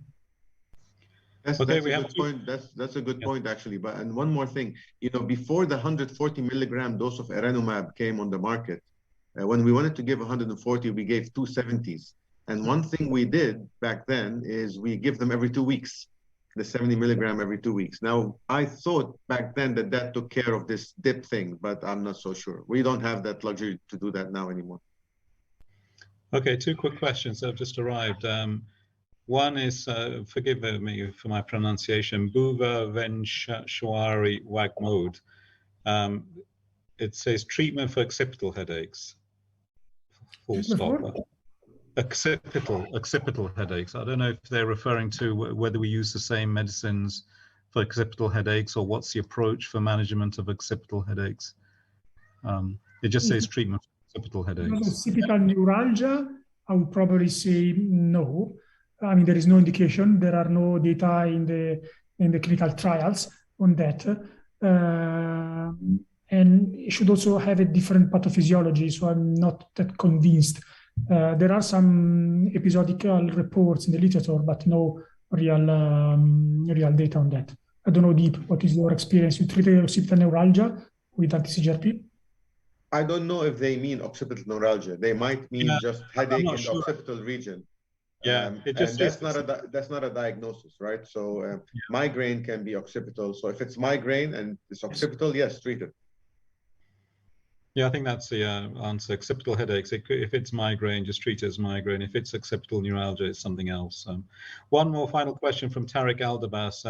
Do you switch from one subcutaneous molecule to other subcutaneous one, or directly you will switch to IV Vyepti? Question mark. Sure. No, I would. I mean, this depends also this is my experience. I would discuss with the patient the options and what is more convenient for them. If I want to have a faster response, for example, if they are traveling, it depends on many elements. We don't have a true head-to-head comparison. And we don't know if switching, for example, from erenumab to eptinezumab, which to share the same mechanism of action, can make a difference or not. So I would say it depends on the characteristic of the patient and how quickly I want to be effective from the data, at least, with the 3 molecules of choice. Theoretically speaking, galcanezumab should be faster, and eptinezumab should be even faster, but we don't have a head-to-head. Final comment from you, Deep? I tell them the options. Once every 3 months in the hospital or once a month in your home, and I let them decide. I have no preference. Okay, thank you. So thank you both speakers for your contribution and for answering the questions. So I think we'll bring this first session to a close. If I could just remind everyone just to look at the online virtual platforms during the break. So we have a 15-minute break, and we'll restart at 12:45, session 2, multiple sclerosis. Okay, thank you, everyone. Thank you. Thank you.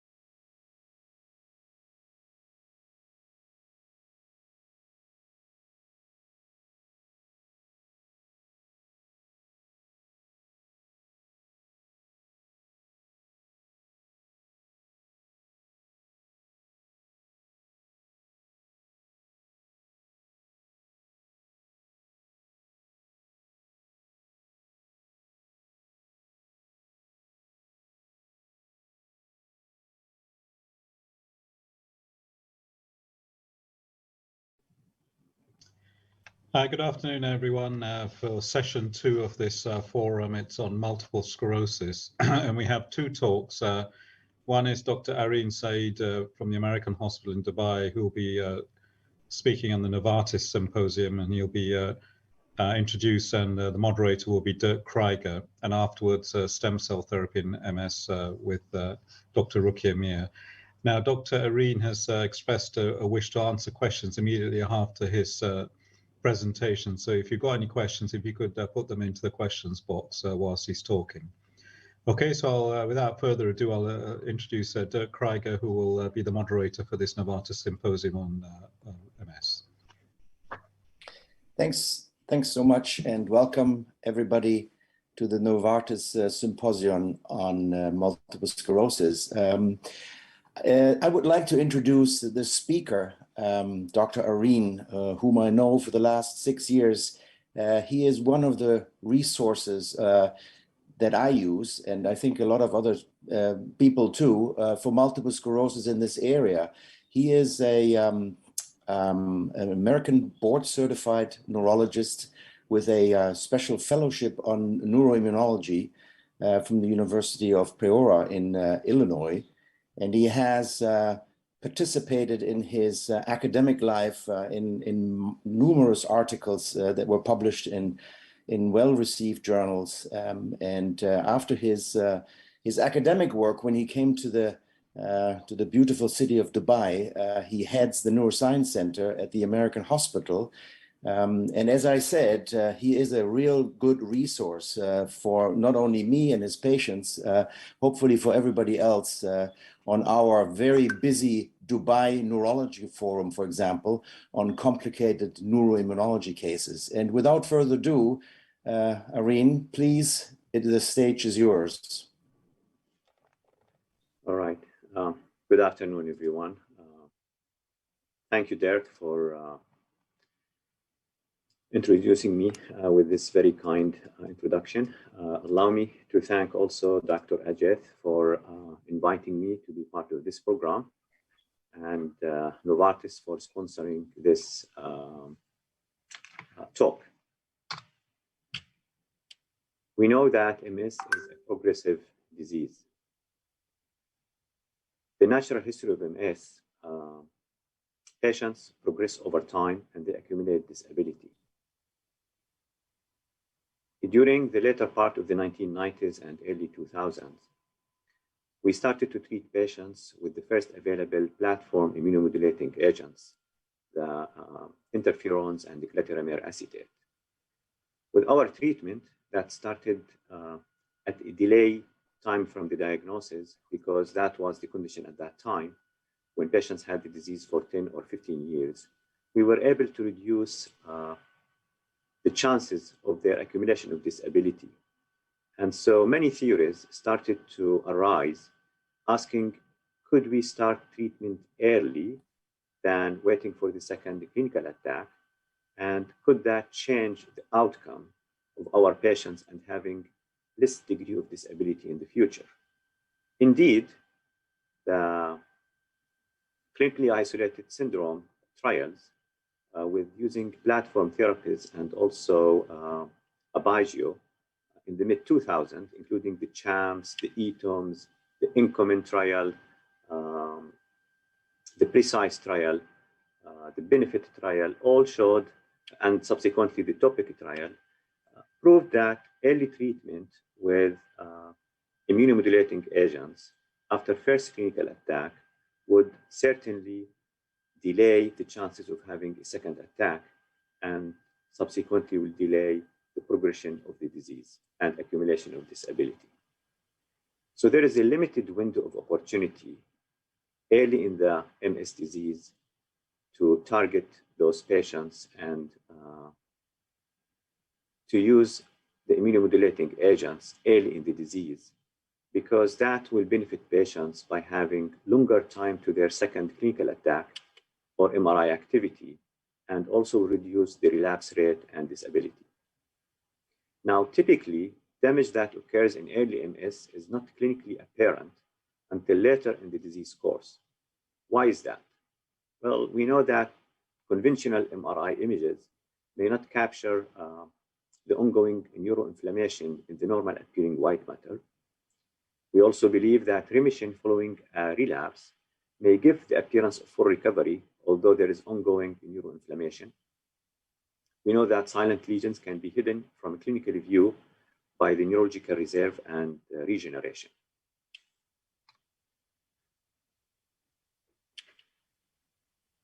MS is most commonly a relapsing remitting form that can progress over time to secondary progressive MS with or without disease activity and relapses. Also, primary progressive MS is one of the common types of MS that we have to address. In the early stages of relapsing remitting forms of multiple sclerosis, the inflammation is peripherally driven. We know that there is migration of the peripheral T and B cells into the central nervous system. However, there is a compensatory repair and neurodegeneration. And this pro-inflammatory action against this pro-inflammatory activity is faced with anti-inflammatory activity that leads to compensatory repair initially in the beginning of the disease. And so targeting this early inflammation is very important, and it is an opportunity to improve treatment outcomes by preventing further damage to the CNS.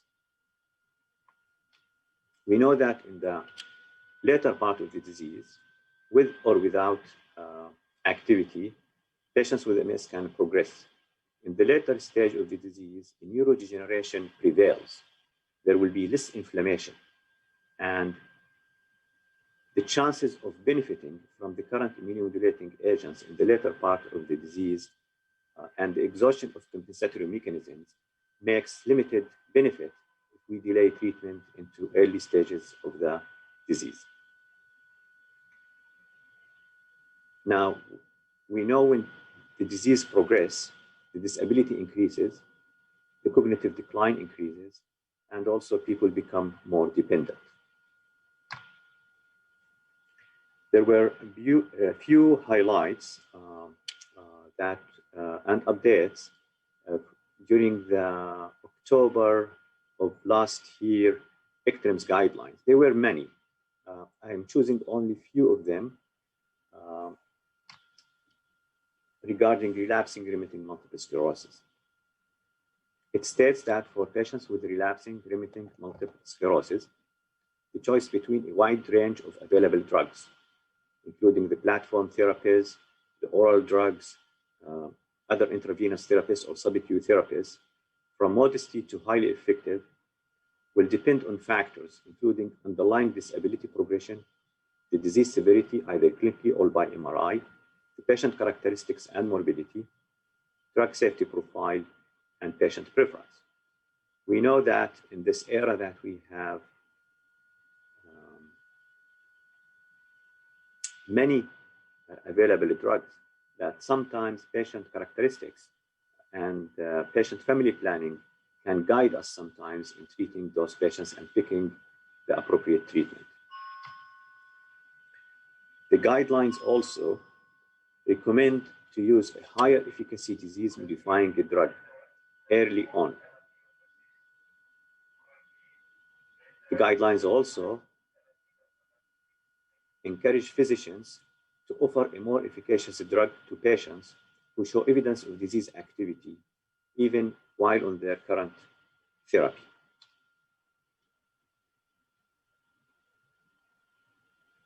When treating with a high efficacy drug and the drug is stopped either secondary to lack of efficacy or adverse events, the guidelines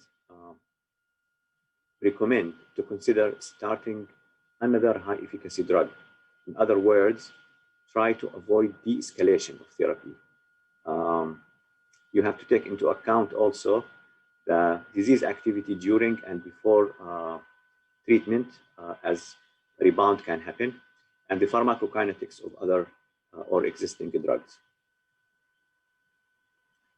It also refers to the guidance that in stable patients who shows no safety or tolerability issues, you can consider continuing the treatment with disease-modifying therapy, taking into account their patient characteristics, comorbidities, drug safety profile, family planning, and patient preference. These updated guidelines also had announced and included the recommendation of siponimod in progressive MS, as well as a general emphasis toward earlier and more aggressive treatment, as we alluded to earlier. These guidelines were presented, as we mentioned, in the last year ECTRIMS meeting, and was a result of collaboration between ECTRIMS and the European Academy of Neurology. There are many other guidelines that were updated through the ECTRIMS, and you can refer for now to the Medscape publication online from October 2021. Now, until recently, the role of anti-CD20 monoclonal antibodies for the therapy of MS was limited, although the use of off-label rituximab in treating MS patients have been utilized for many years. Rituximab is a chimeric monoclonal antibody. Ocrelizumab is a humanized monoclonal antibody. And the most recent ofatumumab is 100% human monoclonal antibody. Some of the changes in the Fc receptor part of the ocrelizumab or ofatumumab can lead to certain antibody-dependent cell cytotoxicity or complement-derived cytotoxicity in the degeneration of the B cells. Now, the more human antibody is than chimeric or humanized, the less immunogenicity of the product. We know that CD20 are present on the pre-B cell line through the plasmablast. That means when you give anti-CD20, you will affect the pre-B cell population through the plasmablast. And so when you stop the drug, the pro-B cells or the stem cells are not affected, and the antibody production should not be also affected by the anti-CD20.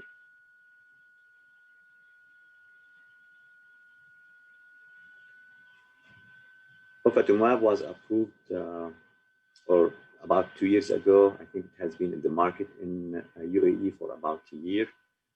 It provides clinical benefit and safety and simple way and simple method to treat MS patients. The original phase 3 trials were randomized, double-blind, double-dummy, active comparator controlled oral group trial. Each study enrolled about 900 patients. These were given active drug with teriflunomide versus Kesimpta. The teriflunomide or Aubagio arm received also sham injection at the same frequency that the other arm received the Kesimpta injection. Also, the Kesimpta injection group received also placebo oral once daily through the course of the trial. The mean age of patients was about 38, and EDSS score was between 0 and 5.5. The primary endpoints were annualized relapse rate, with the key clinical and MRI endpoints looking at the 3-month confirmed disability progression, number of gadolinium-enhancing lesions, and the rate of new or enlarging T2 lesions per year. This is a sample of the baseline characteristics between the patients who received ofatumumab versus teriflunomide in both Asclepios 1 and Asclepios 2 trials. As we expect, most of the patients, or 70%, were female. There were about 40% of patients who were naive. They have never received other immunomodulating agents. Interestingly, to notice that time since diagnosis in these trials were 5 to 6 years. And we know in clinical practice now, we are starting patients within a few months from their diagnosis. So the approach to early treatment is being strengthened, and that's where we should go. If we look at the primary endpoint, there was about 51 to 59% relative reduction in the annualized relapse rate comparing patients who received ofatumumab compared to teriflunomide. In other words, patients who received Kesimpta had relatively 0.1 attack per year. In other words, about 1 attack every 10 patient years. If we look at the other secondary outcome, the number of gadolinium enhancement lesions, there were about 94 to 98% relative reduction in the number of gadolinium T1 enhancing lesions. And also this was duplicated on the number of new or enlarging T2 lesions, where there was about 82 to 85% reduction in the suppression of new or enlarging T2 lesions in patients who received ofatumumab compared to teriflunomide. If we look at the 3 months confirmed disability worsening or 6 months confirmed disability worsening between the two groups, there was about 32 to 34% reduction in the disability progression in patients who received ofatumumab compared to teriflunomide. The confirmed disability worsening was defined as increase in the EDSS either by 1.5 for patients who had a baseline of EDSS of 0, or increase by 1 point for patients who have an EDSS at baseline between 1 to 5, and by increase of 0.5 for patients who had a 5.5 EDSS at baseline or greater.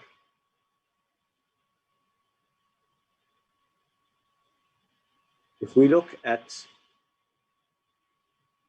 no confirmed disability worsening in 6 months, no relapses, no gadolinium enhancing lesions, and no new or enlarging T2 lesions. In other words, no evidence of disease activity. We can see that there was about 88% of the patients achieved NIDA-3 between the year 12 and 24 of those who were receiving ofatumumab compared to those who were receiving teriflunomide. This data is very strong. Almost 93 or 93% of patients had no relapses in their second year. There was no significant enhancing or renew T2 lesions, and almost 97% of the patients had no 6-month confirmed disability worsening during the second year of treatment.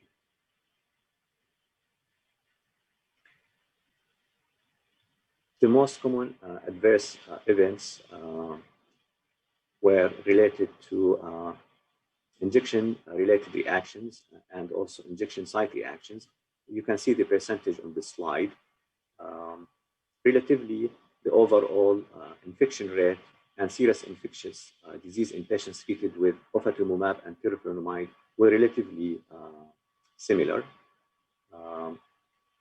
The most common cause of discontinuation of Kesimpta was actually the low immunoglobulin level that was defined in the trial protocol to be 10% below the lower limit of normal.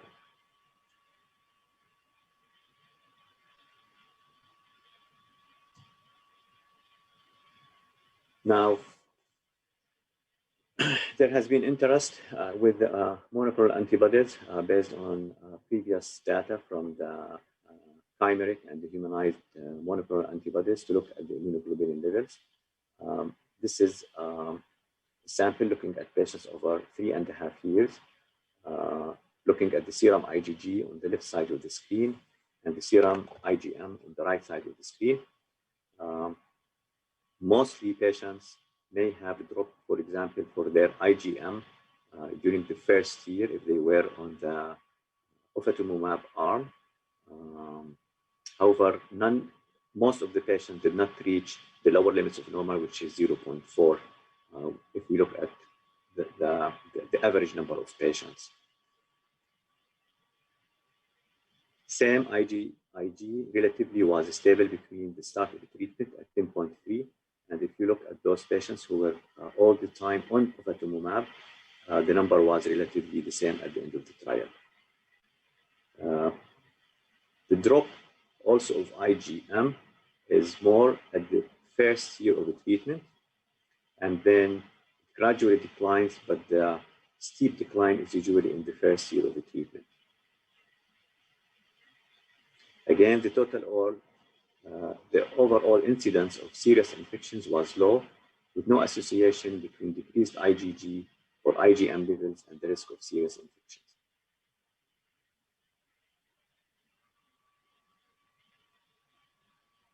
It is true that Kesimpta is very simple. The pen has a sensory component to it. You just apply it very close to the skin, and then the needle will sense the skin and will inject over 4 to 5 seconds. There is no need for infusion center, no need for pre-medication, certainly this time in the clinic, and there is benefit by decreasing the healthcare cost. Remember, before initiating Kesimpta, you need to perform hepatitis B screening, and you need to vaccinate at least 4 weeks for live or live attenuated vaccines, and at least 2 weeks prior to inactivated vaccines. This is how Kesimpta looks. This is the pen. It's sensor ready. Once you remove the top, you apply this part close to the skin. The pen senses the skin, start injecting the treatment. Within 4 to 5 seconds, you will know that the medicine has been injected, and then you can throw this, and then you wait until next month until you give the second injection. So we all know about the dosing regimen. You give one at week 0 or day number 1, then day number 7, then day number 14. You skip a week, and then on week number 4, you start your monthly injection. Now, if you miss a dose, that's not a problem. You can just retake the next dose. You can re-inject as soon as you remember, and then you shift your schedule according to the schedule above. So, ofatumumab showed clinical benefit in clinical trials by nearly 60% reduction in the relapses versus an active comparator arm. And these 2 trials were teriflunomide. There was significant risk reduction in the 3 months confirmed disability progression versus Aubagio. It has superior relative reduction in the gadolinium enhancing and T2 lesions. And also 88% of the patients achieved needle-free between month 12 and 24. It's a precise medicine because it targets the B cells. We know only of currently 2 therapies that do that. It has a favorable safety profile similar to Aubagio in the phase 2 trials. And the proportion of patients with infection was similar between Kesimpta and Aubagio. It is simple because it's given under the skin by the patient or caregiver. It can be given anywhere or at home, and it's a once monthly dosing after the loading dose in the first month, and there's no pre-medication required. With this, I end, and I give a chance for Dr. Dirk, our chairman, to lead the discussion. Thank you. Thank you very much, Irene, for this very nice talk on MS with special focus of the OFA studies. I have a question for you. There's a number of questions that came in through the chat, but I have a question before we go on to these questions from the audience. You mentioned in your talk the guidelines, mainly being a very almost legal document as to what kind of DMT you would use, and it tells me basically it's very individualized, and you can choose basically anything you want. This is number one, and number two is that you said that you think the use or the guidelines promote that the early use of highly effective drugs are beneficial for the long-term outcome. So my question for you for this symposium is, how do you place Kesimpta among the other depleting agents, the CD20 agents? When would you use Kesimpta over the competitors? Very good question. Again, when we talk to the patient, we have to individualize treatment. Ofatumumab or Kesimpta, ocrelizumab or Ocrevus are both anti-CD20. There is other also high efficacy drugs in the market, like cladribine, alemtuzumab, natalizumab. We discuss with the patient regarding high efficacy treatment versus platform therapies. I do believe that high efficacy drugs in the early part of MS is very beneficial and optimal for long-term patient care. I do offer the patients this conversation. Then we come to the convenience of the patient. Then we come to the ease of taking some of these medications. We look at their comorbidities. For example, a patient, just for example, if they have osteoporosis with their MS, maybe these patients, I want to avoid using intravenous methylprednisolone. Maybe this patient would benefit from ofatumumab more than, not benefit, maybe these patients will be more appropriate to use Kesimpta more than, for example, Ocrevus, because I want to avoid them receiving frequent IV methylprednisolone. Although the dose is low for the IV steroids as pre-medication, but that would be, for example, one patient. Patients who may have some cost-related effects and they cannot be applying, or they are not nationals of the country and they cannot apply for patient programs. Sometimes financial aspect play a role in choosing one of their medications. I have a patient that I offered her the 2 monoclonal antibodies with ocrelizumab and Kesimpta. She has been working here in a company for the last 15 years. She got sick and now she's being released from her job. She is losing her insurance. Her insurance is declining to pay anything. And really the financial aspect is playing a role in making her decision which one to go for. So many factors really play a role in what you choose. I know this is a general answer, but I think the point is high efficacy drugs in this time, in this decade, is more important than going with the platform therapies to start with. Now the discussion will become, if you have JCV virus or your titers are high, maybe you will not use natalizumab.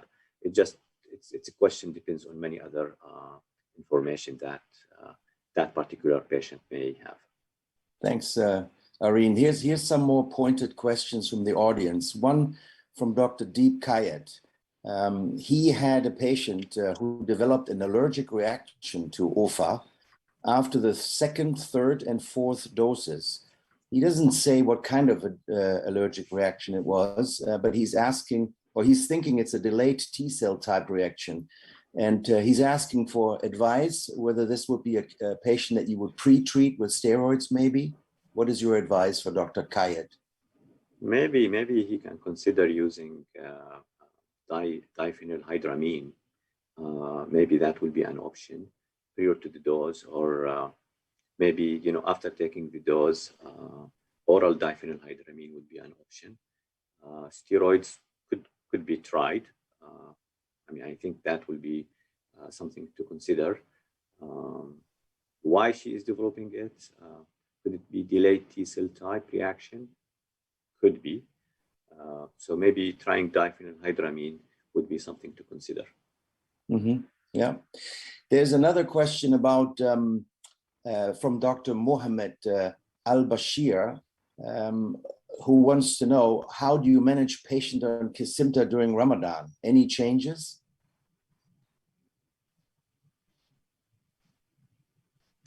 No changes.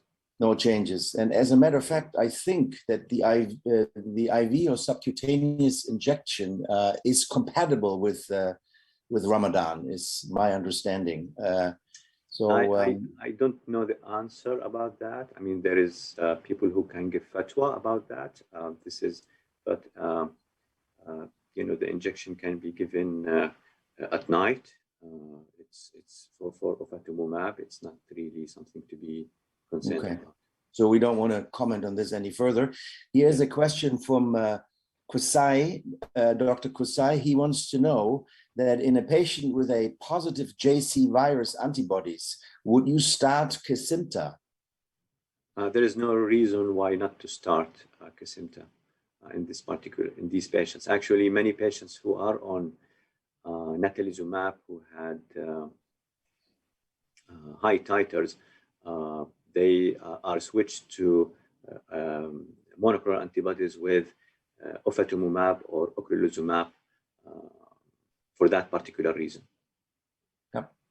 And another question about from Dr. Mohammed Al-Bashir about the use of Kesimpta in breastfeeding and or pregnancy. Are any comments?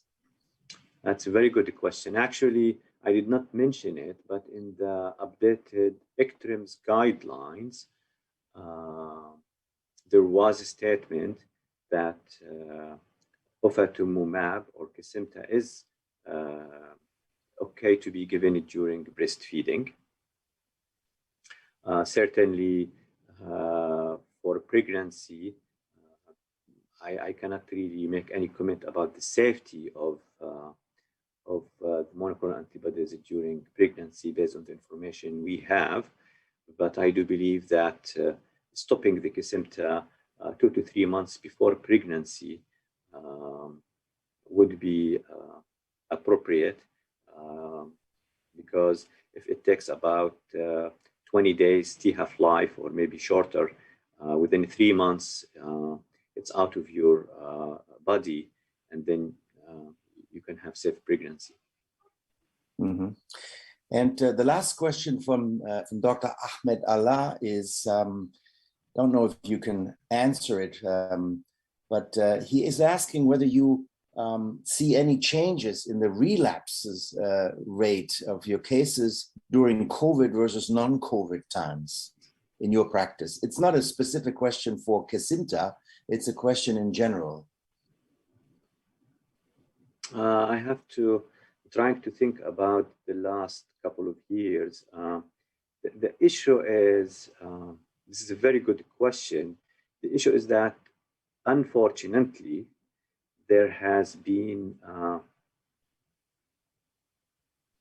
number of patients who receive the vaccine, whether it is what was named the Sinopharm vaccine or the Pfizer vaccine, who developed CNS demyelination in my group of patients. So I don't think the COVID infection itself caused patients with MS to have more relapses. I was more concerned over the last 2 years of having patients who developed relapses, whether they are new patients or existing MS patients after they received the vaccine. Yeah. Well, and that does it for this part of the MS Symposium, the Novartis Symposium. I thank you, Irene, for this wonderful presentation and answer of the questions. I like to thank the organizer, and I like to thank Zain and her team from Novartis for allowing us to do this. And I give it over to the chairman for the next session. Thank you. Thank you, Dirk, and thank you, Irene. Our next speaker is due to be Dr. Rukia. I can't see her online yet. Gerard, is she contactable? Yes, she's online. Okay. So our next speaker, as I say, is Dr. Rukia Mir, who's going to be completing the session on multiple sclerosis, and her talk will be on stem cell therapies in MS. Dr. Rukia, she's qualified and she's a consultant in United Kingdom before she came to the UAE. She's trained in a number of places in the United Kingdom, including the Hammersmith Hospital in London, Leeds General Infirmary, and also the York Teaching Hospitals in England. Since arriving in the UAE, she had experience working for SEHA at the Sheikh Khalifa Medical City in Abu Dhabi.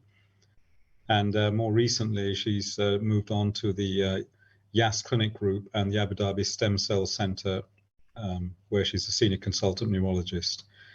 Her expertise and course of competencies include multiple sclerosis and stem cell therapy, multiple sclerosis certified specialist. So she's eminently qualified to give this talk on stem cell therapies. But over to you, Rukia.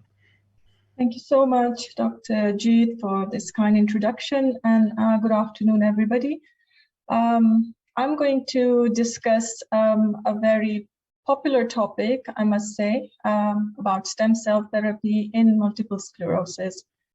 And as you know, that MS is an unpredictable and disabling disorder of the CNS, and all MS therapies require high efficacy precision medicine. So I hope I can convince you at the end of this talk that this should be considered as a standard of care.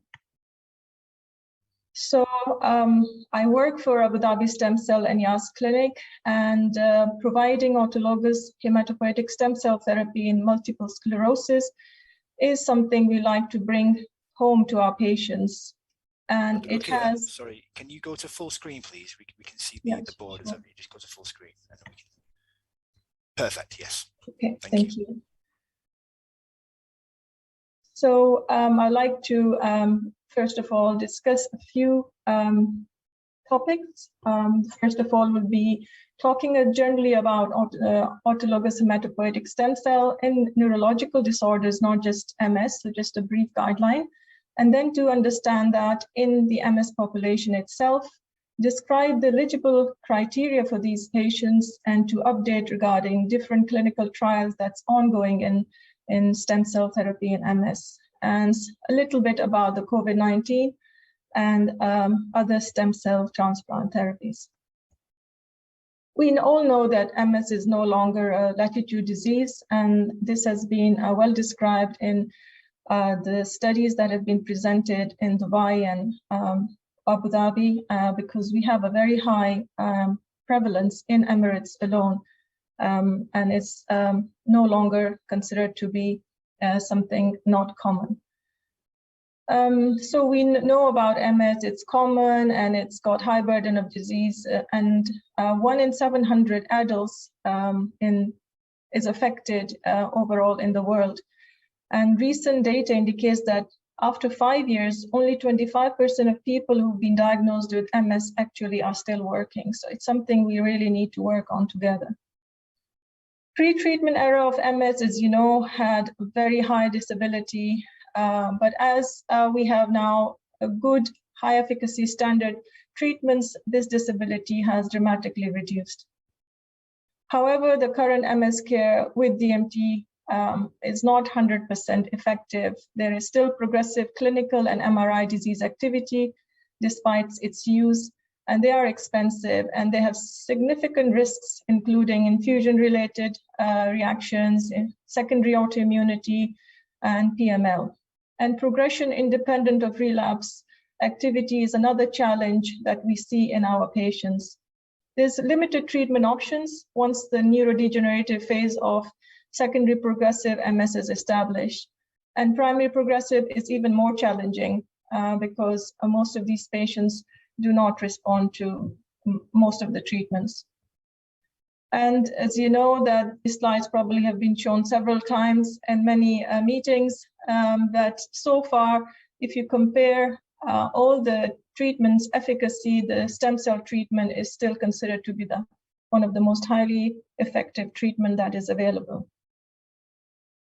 Over the 2 decades, there has been an evolution in the use of stem cell therapy in MS, and it's the fastest growing indication in not just MS, but other autoimmune diseases, because we have increasing evidence to support its use in highly active relapsing remitting MS who fail to respond to disease-modifying therapies. Again, another slide showing you that the efficacy of stem cell therapy is far greater than any of the other DMTs, and the need for DMT after autologous stem cell therapy is less than 35%. So based on the evidence that I've shown you briefly, and we'll go with some other evidence, in 2020 and 19, the European Bone Marrow Transplant Society have changed their guidelines and said that this treatment is not just an optional treatment, but a standard of care, and should be discussed and proposed to these patients who have highly active relapsing remitting MS with equal footing as any other second-line DMTs. And this was also, the American task force also recommend a similar indication that autologous hematopoietic stem cell therapy is standard of care with the available evidence that has been shown. However, our enacting guidelines have put this choice as the last resort or rescue therapy. And I hope I can convince you that maybe we should propose this at a much earlier stage. Once again, all the treatments that we have currently available, this treatment is the highly effective treatment. If you look at all the MS and other neurological conditions, this is the most used treatment, especially for MS. But it's not just for multiple sclerosis, also as an option given for other neurological diseases like CIDP, neuromyelitis optica, myasthenia gravis, encephalitis, stiff person syndrome.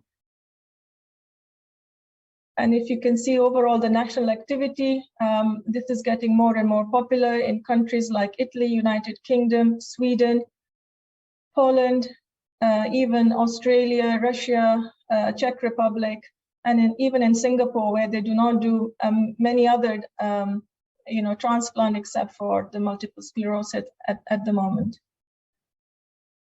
So highly active relapsing remitting MS failing at least one DMT is a standard of care.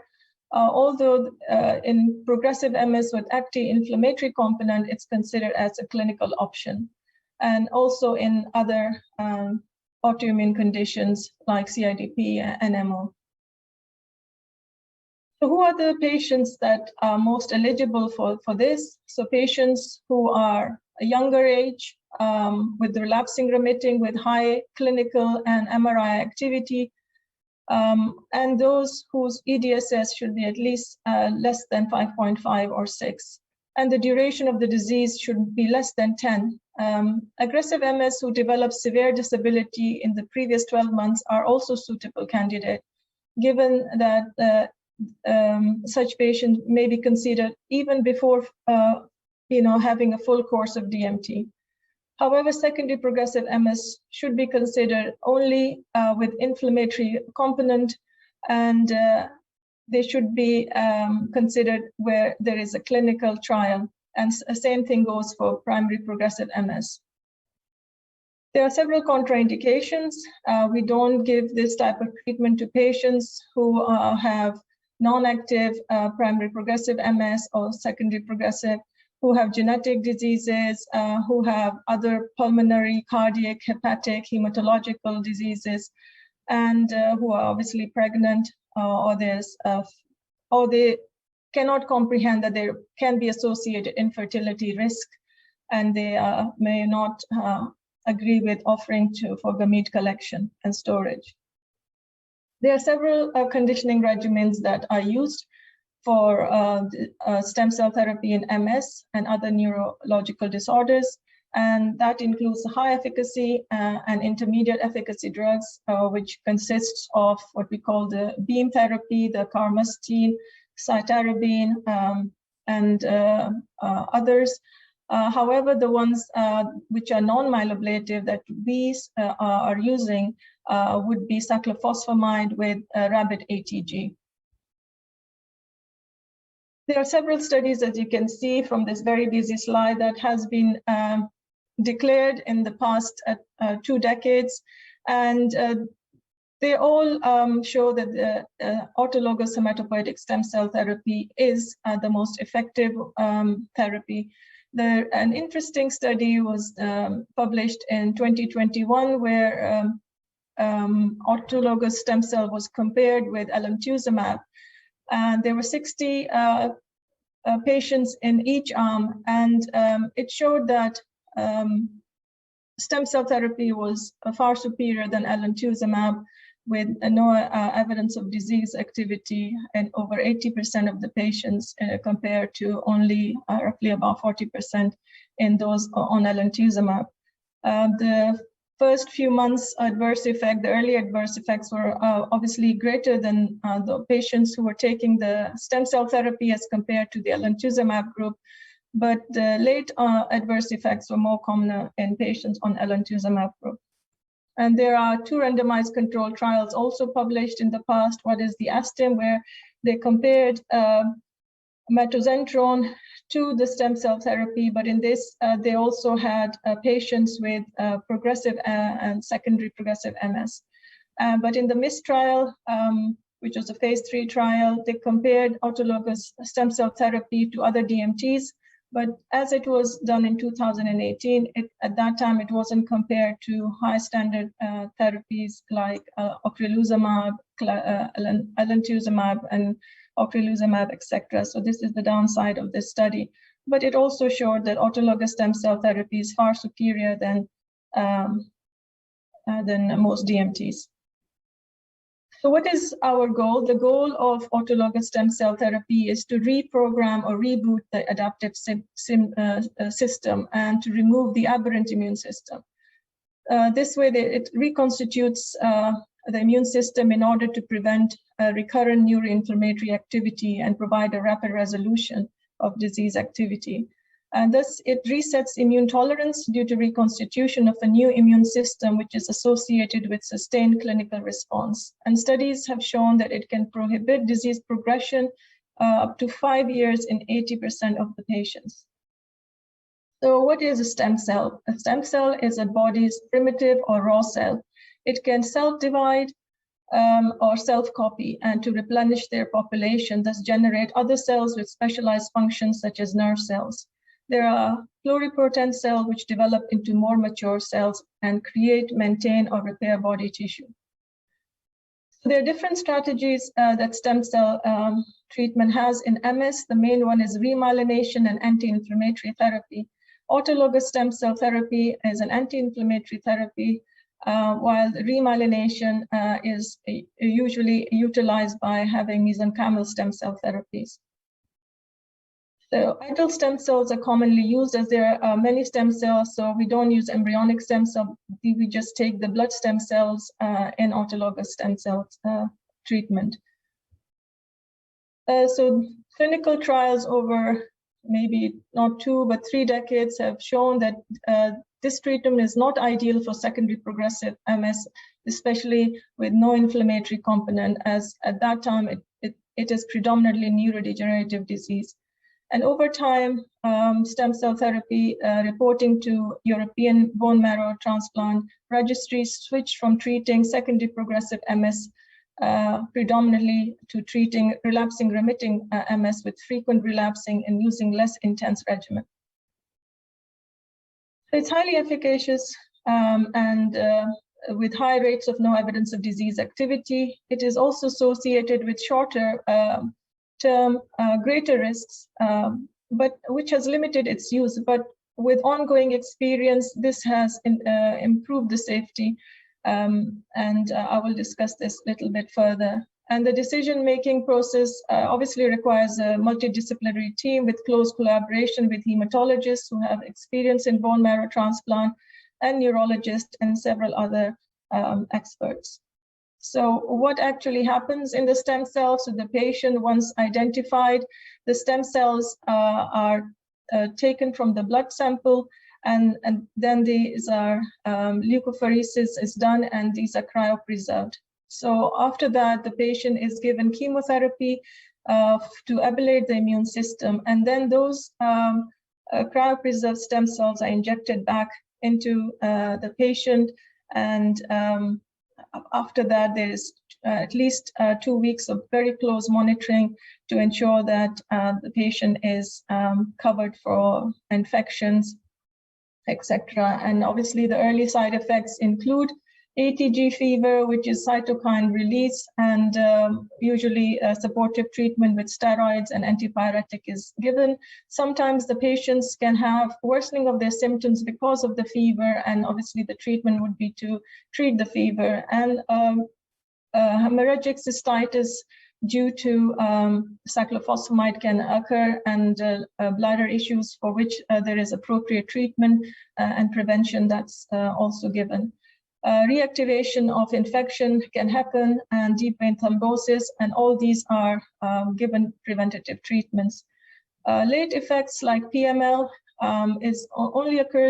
is seen in patients who are positive for a JC virus. Therefore, prolonged or detailed washout as indicated is done.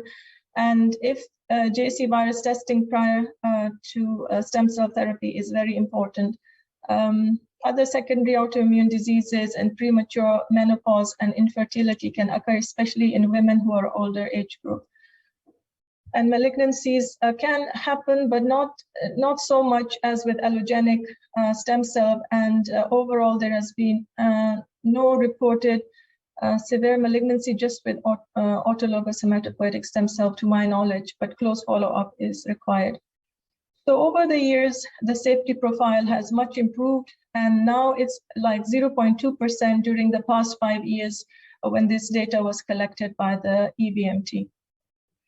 So the pre-washout is very important, and it is similar to how we do the washout in our patients when we are switching from one DMT to another. So no washout necessary for interferon, and 6 weeks for patients on oral treatments and in atezolizumab, but 6 months for alemtuzumab, cladribine, or ocrelizumab because of profound lymphopenia. And to avoid relapses, steroid pulses are given. For teriflunomide, accelerated elimination is considered. So there was a paper published in 2021 Journal of Neurology where real-world application of stem cell therapy was done in America in an observational single-center study. A non-myeloablative regimen was used. And they found that the subsequent drug-free reversal of neurological disability was greater than 1 EDSS point for greater than 5 years in patients with relapsing remitting MS. Non-myeloablative stem cell was not effective in newly diagnosed non-active SPMS and less effective in newly diagnosed active SPMS.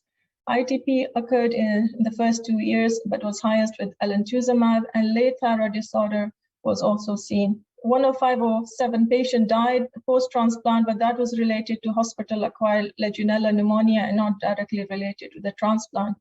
However, there were 5 late non-transplant related mortalities. So currently there are several studies ongoing in different parts of the world, including Scandinavia, UK, US, Germany, Italy, Zurich, and as well as in Mexico. comparing stem cell therapy to higher efficacy drugs. And also there's one trial where it's comparing autologous stem cell therapy, which is cyclophosphamide ATG, versus cyclophosphamide ATG and intravenous immunoglobulin, which is happening in the Northwestern University. So furthermore, there was 20 patients who were identified in this paper where autologous stem cell therapy was given to aggressive patients, and all had multiple poor prognostic markers with median pre-transplant EDSS of 5. After a follow-up of 30 months, residual MRI disease activity, the patient showed no further relapses, and only 3 had MRI activities in the first 6 months post-transplant, but there were no further neuroenhancing lesions in the subsequent scans. So Rush et al. Has provided a criteria that aggressive MS could be defined as follows: somebody who has a very active relapsing remitting disease, 2 or more relapses with incomplete recovery, and failure of 1 or more DMT for the first year should be considered for autologous hematopoietic stem cell therapy, even if they haven't fully failed a standard DMT. So I would request maybe our team, MS team leaders to consider autologous stem cell therapy earlier on in the rapidly evolving disease, aggressive disease, as well as consider it as a second line if somebody fails a second DMT as well. So don't leave it at the end where the patients develop neurodegenerative disease, primarily when the stem cell therapy may not be effective. So how about rehabilitation in stem cell therapy? Although stem cell therapy is not thought to be directly associated with the repair or regeneration of damaged nerve fibers, studies have demonstrated the reversal of disability in some patients following treatment could be explained by prolonged suppression of inflammation and physiological CNS. So secondary benefits include reduced fatigue, improved energy reserves, in contrast to profound fatigue which is associated with active inflammation. So no current studies confirm whether neurorehabilitation may promote recovery. However, it may be a reasonable extrapolation from standard rehabilitation perspective. So autologous stem cell has the capacity to hold the inflammatory process for an extended period of time, which may allow the CNS to acquire capacity to repair and reorganize the damaged areas. How about health economics, which is central to informing the effective delivery of stem cell therapy for MS and other neurological disorders, and therefore engagement with public health authorities and other patient support groups is necessary. There was one study which showed that in USA, MS DMTs cost $50,000 to $70,000 for 1 year, but the cost of stem cell therapy was only about $120,000, which occurred mainly in the first year. And similar study in the UK was done, which showed that autologous hematopoietic stem cell therapy is very cost effective. Finally, how about pregnancy post autologous stem cell transplant?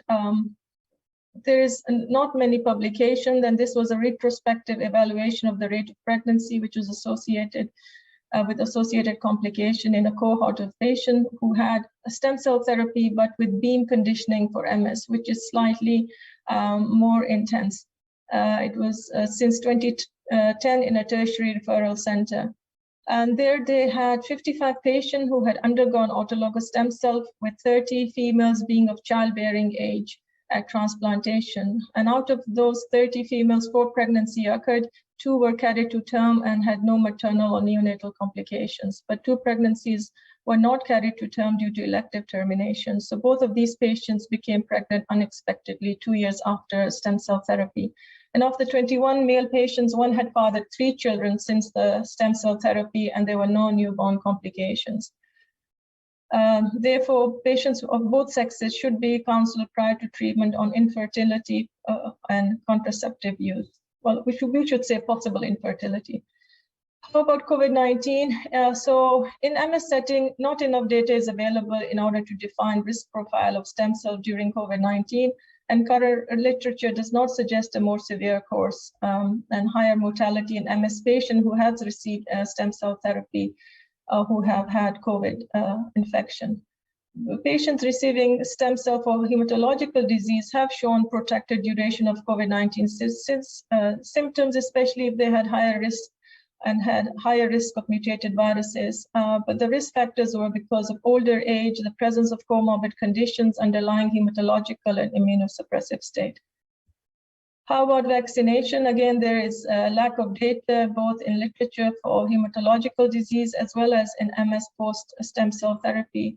And the consensus on timing of is also not available. However, in a recent review, it was reported that the patients receiving allogenic stem cell 12 months post-transplant response to influenza virus was still reasonable. And in general, in patients receiving stem cell therapy, the responses were slightly higher when compared with allogenic stem cell therapy.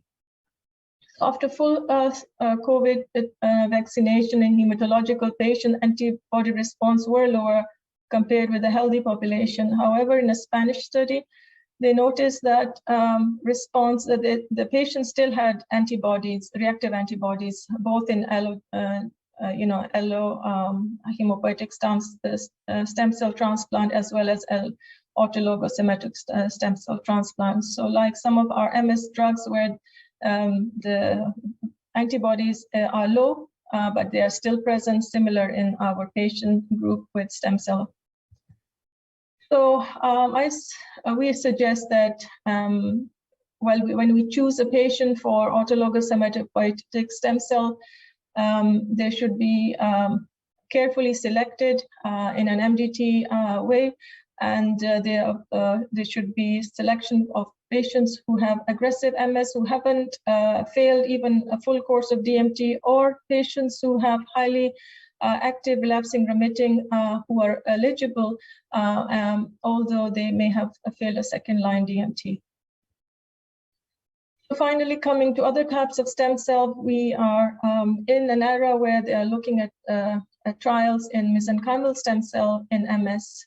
However, they are still in trial phase and not proven to be effective. And although there is some evidence that they can potentially boost myelin repair and modify the immune system, but the initial phase 2 trials with mesenchymal stem cell did not reduce inflammation any more than placebo. Whether it can repair myelin is still being looked at in different trials. However, this has sometimes been offered in many parts of the world, and we should warn our patient that out of trial, this is not something we should really encourage. So my take-home message is that autologous hematopoietic stem cell in MS should be considered as standard treatment, having failed at least one DMT. Effectiveness is highest in highly active patients, and progressive MS and other neuroinflammatory indications it's still there, but it's a clinical option. Allogenic stem cell therapy is only developmental, and there's still need for clinical trials.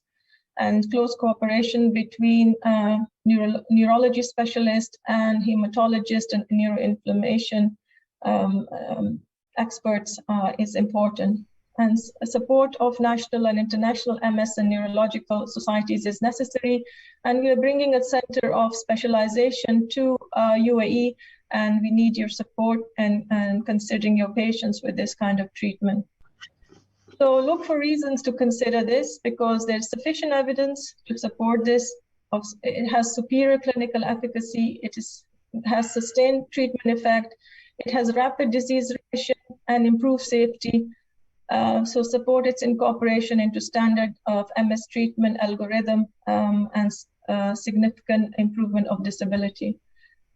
So finally, I want to just leave this message. Often people ask me, well, it's not FDA approved, so we cannot propose it. So it's not a drug, so it doesn't require FDA approval. It's a procedure. There is no new drug involved or license or patent. There is no pharmaceutical backup or institutional or individual profit. And depending on the conditioning regimen, this treatment is highly cost effective, and the safety data is very good as well. So please consider this for a patient. So I thank you for your attention.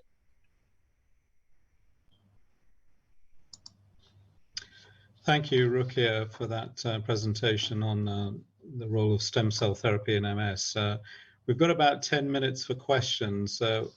One of the first questions that came up whilst you were talking, I think it's a more general question from Rula Mohammed Baraka. Please, for us as a general practitioner, what are the red flags and symptoms that patient must immediately refer to neurologist? Thanks a lot. Okay, so to a general practitioner, if somebody is coming with known diagnosis of MS, and I think it is a very difficult decision for a general practitioner to make. So the red flags would be that they are having recurrent relapses, and they are on standard treatment for MS, and they are having, worsening disability. So that would be a step where they should be referred to an expert for consideration. But I think their own neurologist should be the first guide to explain and express and discuss with the patient if they wish to take this step. Second question from Iman Reda. Would JC positivity be a contraindication to stem cell? So from the studies I have read, it's not an absolute contraindication, but like any other medication, when you're switching, we have to do the JC virus before the treatment. And if we feel that there is a higher risk, then even the JC virus in the CSF is done with MRI to ensure that we are not carrying over something. Thank you. And there's a few questions from Tariq Aldabas. For an indicated patient, are the stem cells injected only once or how? Second question from is, how many MS patients do you have at your institute who are injected with stem cells? And third one is, what about the cost for a single patient? So the stem cells are usually collected in the first stage. So we would not be doing a lot of collection unless there was something wrong with the collection procedure in the first place, but it's usually at one sitting. And granulocyte growth factor is given to increase the volume of these stem cells. And then obviously they are cryopreserved. With regards to the second question, which was, sorry, I didn't remember. How many MS patients have you treated with stem cells? Yeah, so our center has treated no patient with stem cell for MS, but they have treated hematological cancers with stem cells, around 11 of them. We are looking actively for our patients who will be eligible for stem cell in MS. Unfortunately, the patients who come and seek our attention are usually in the are not active secondary progressive or are in progressive stage or are already on B-cell therapies and are stable. So we haven't found a perfect eligible patient as yet, but we may have one or two in the pipeline. And the cost for a single patient? Right now, because it's we are proposing this on behalf of our Abu Dhabi Stem Cell Center, so it is cost-free at the moment. So if we do find a patient, they would not be charged. Obviously, if they have insurance, then we will ask the insurance to cover it. But if they don't, then our facility will support it. Okay, Ahmed Taib asked a similar question about the cost. They're also asking any ethical issues to consider and any causes of any cases of stem cell rejection. Stem cell rejection, I think it's not like allogenic hematopoietic stem cell. So it's usually your own stem cells that are being injected. So it's if we're in the good center with appropriate care, I think that part is the rejection part of the stem cell shouldn't arise because these are carefully selected patients. The idea for us is to make sure that post-transplant they are carefully monitored and we the side effects and all of that is covered. So that will be the part where we'll be very closely monitoring. And Iman Raida's asking, I think they're asking, what would be your DMT option if a patient relapsed post autologous hematopoietic stem cell therapy? To my knowledge, that hasn't happened, but sometimes there were a few case reports that I read where they were offered another stem cell therapy, but I think this would be very rare.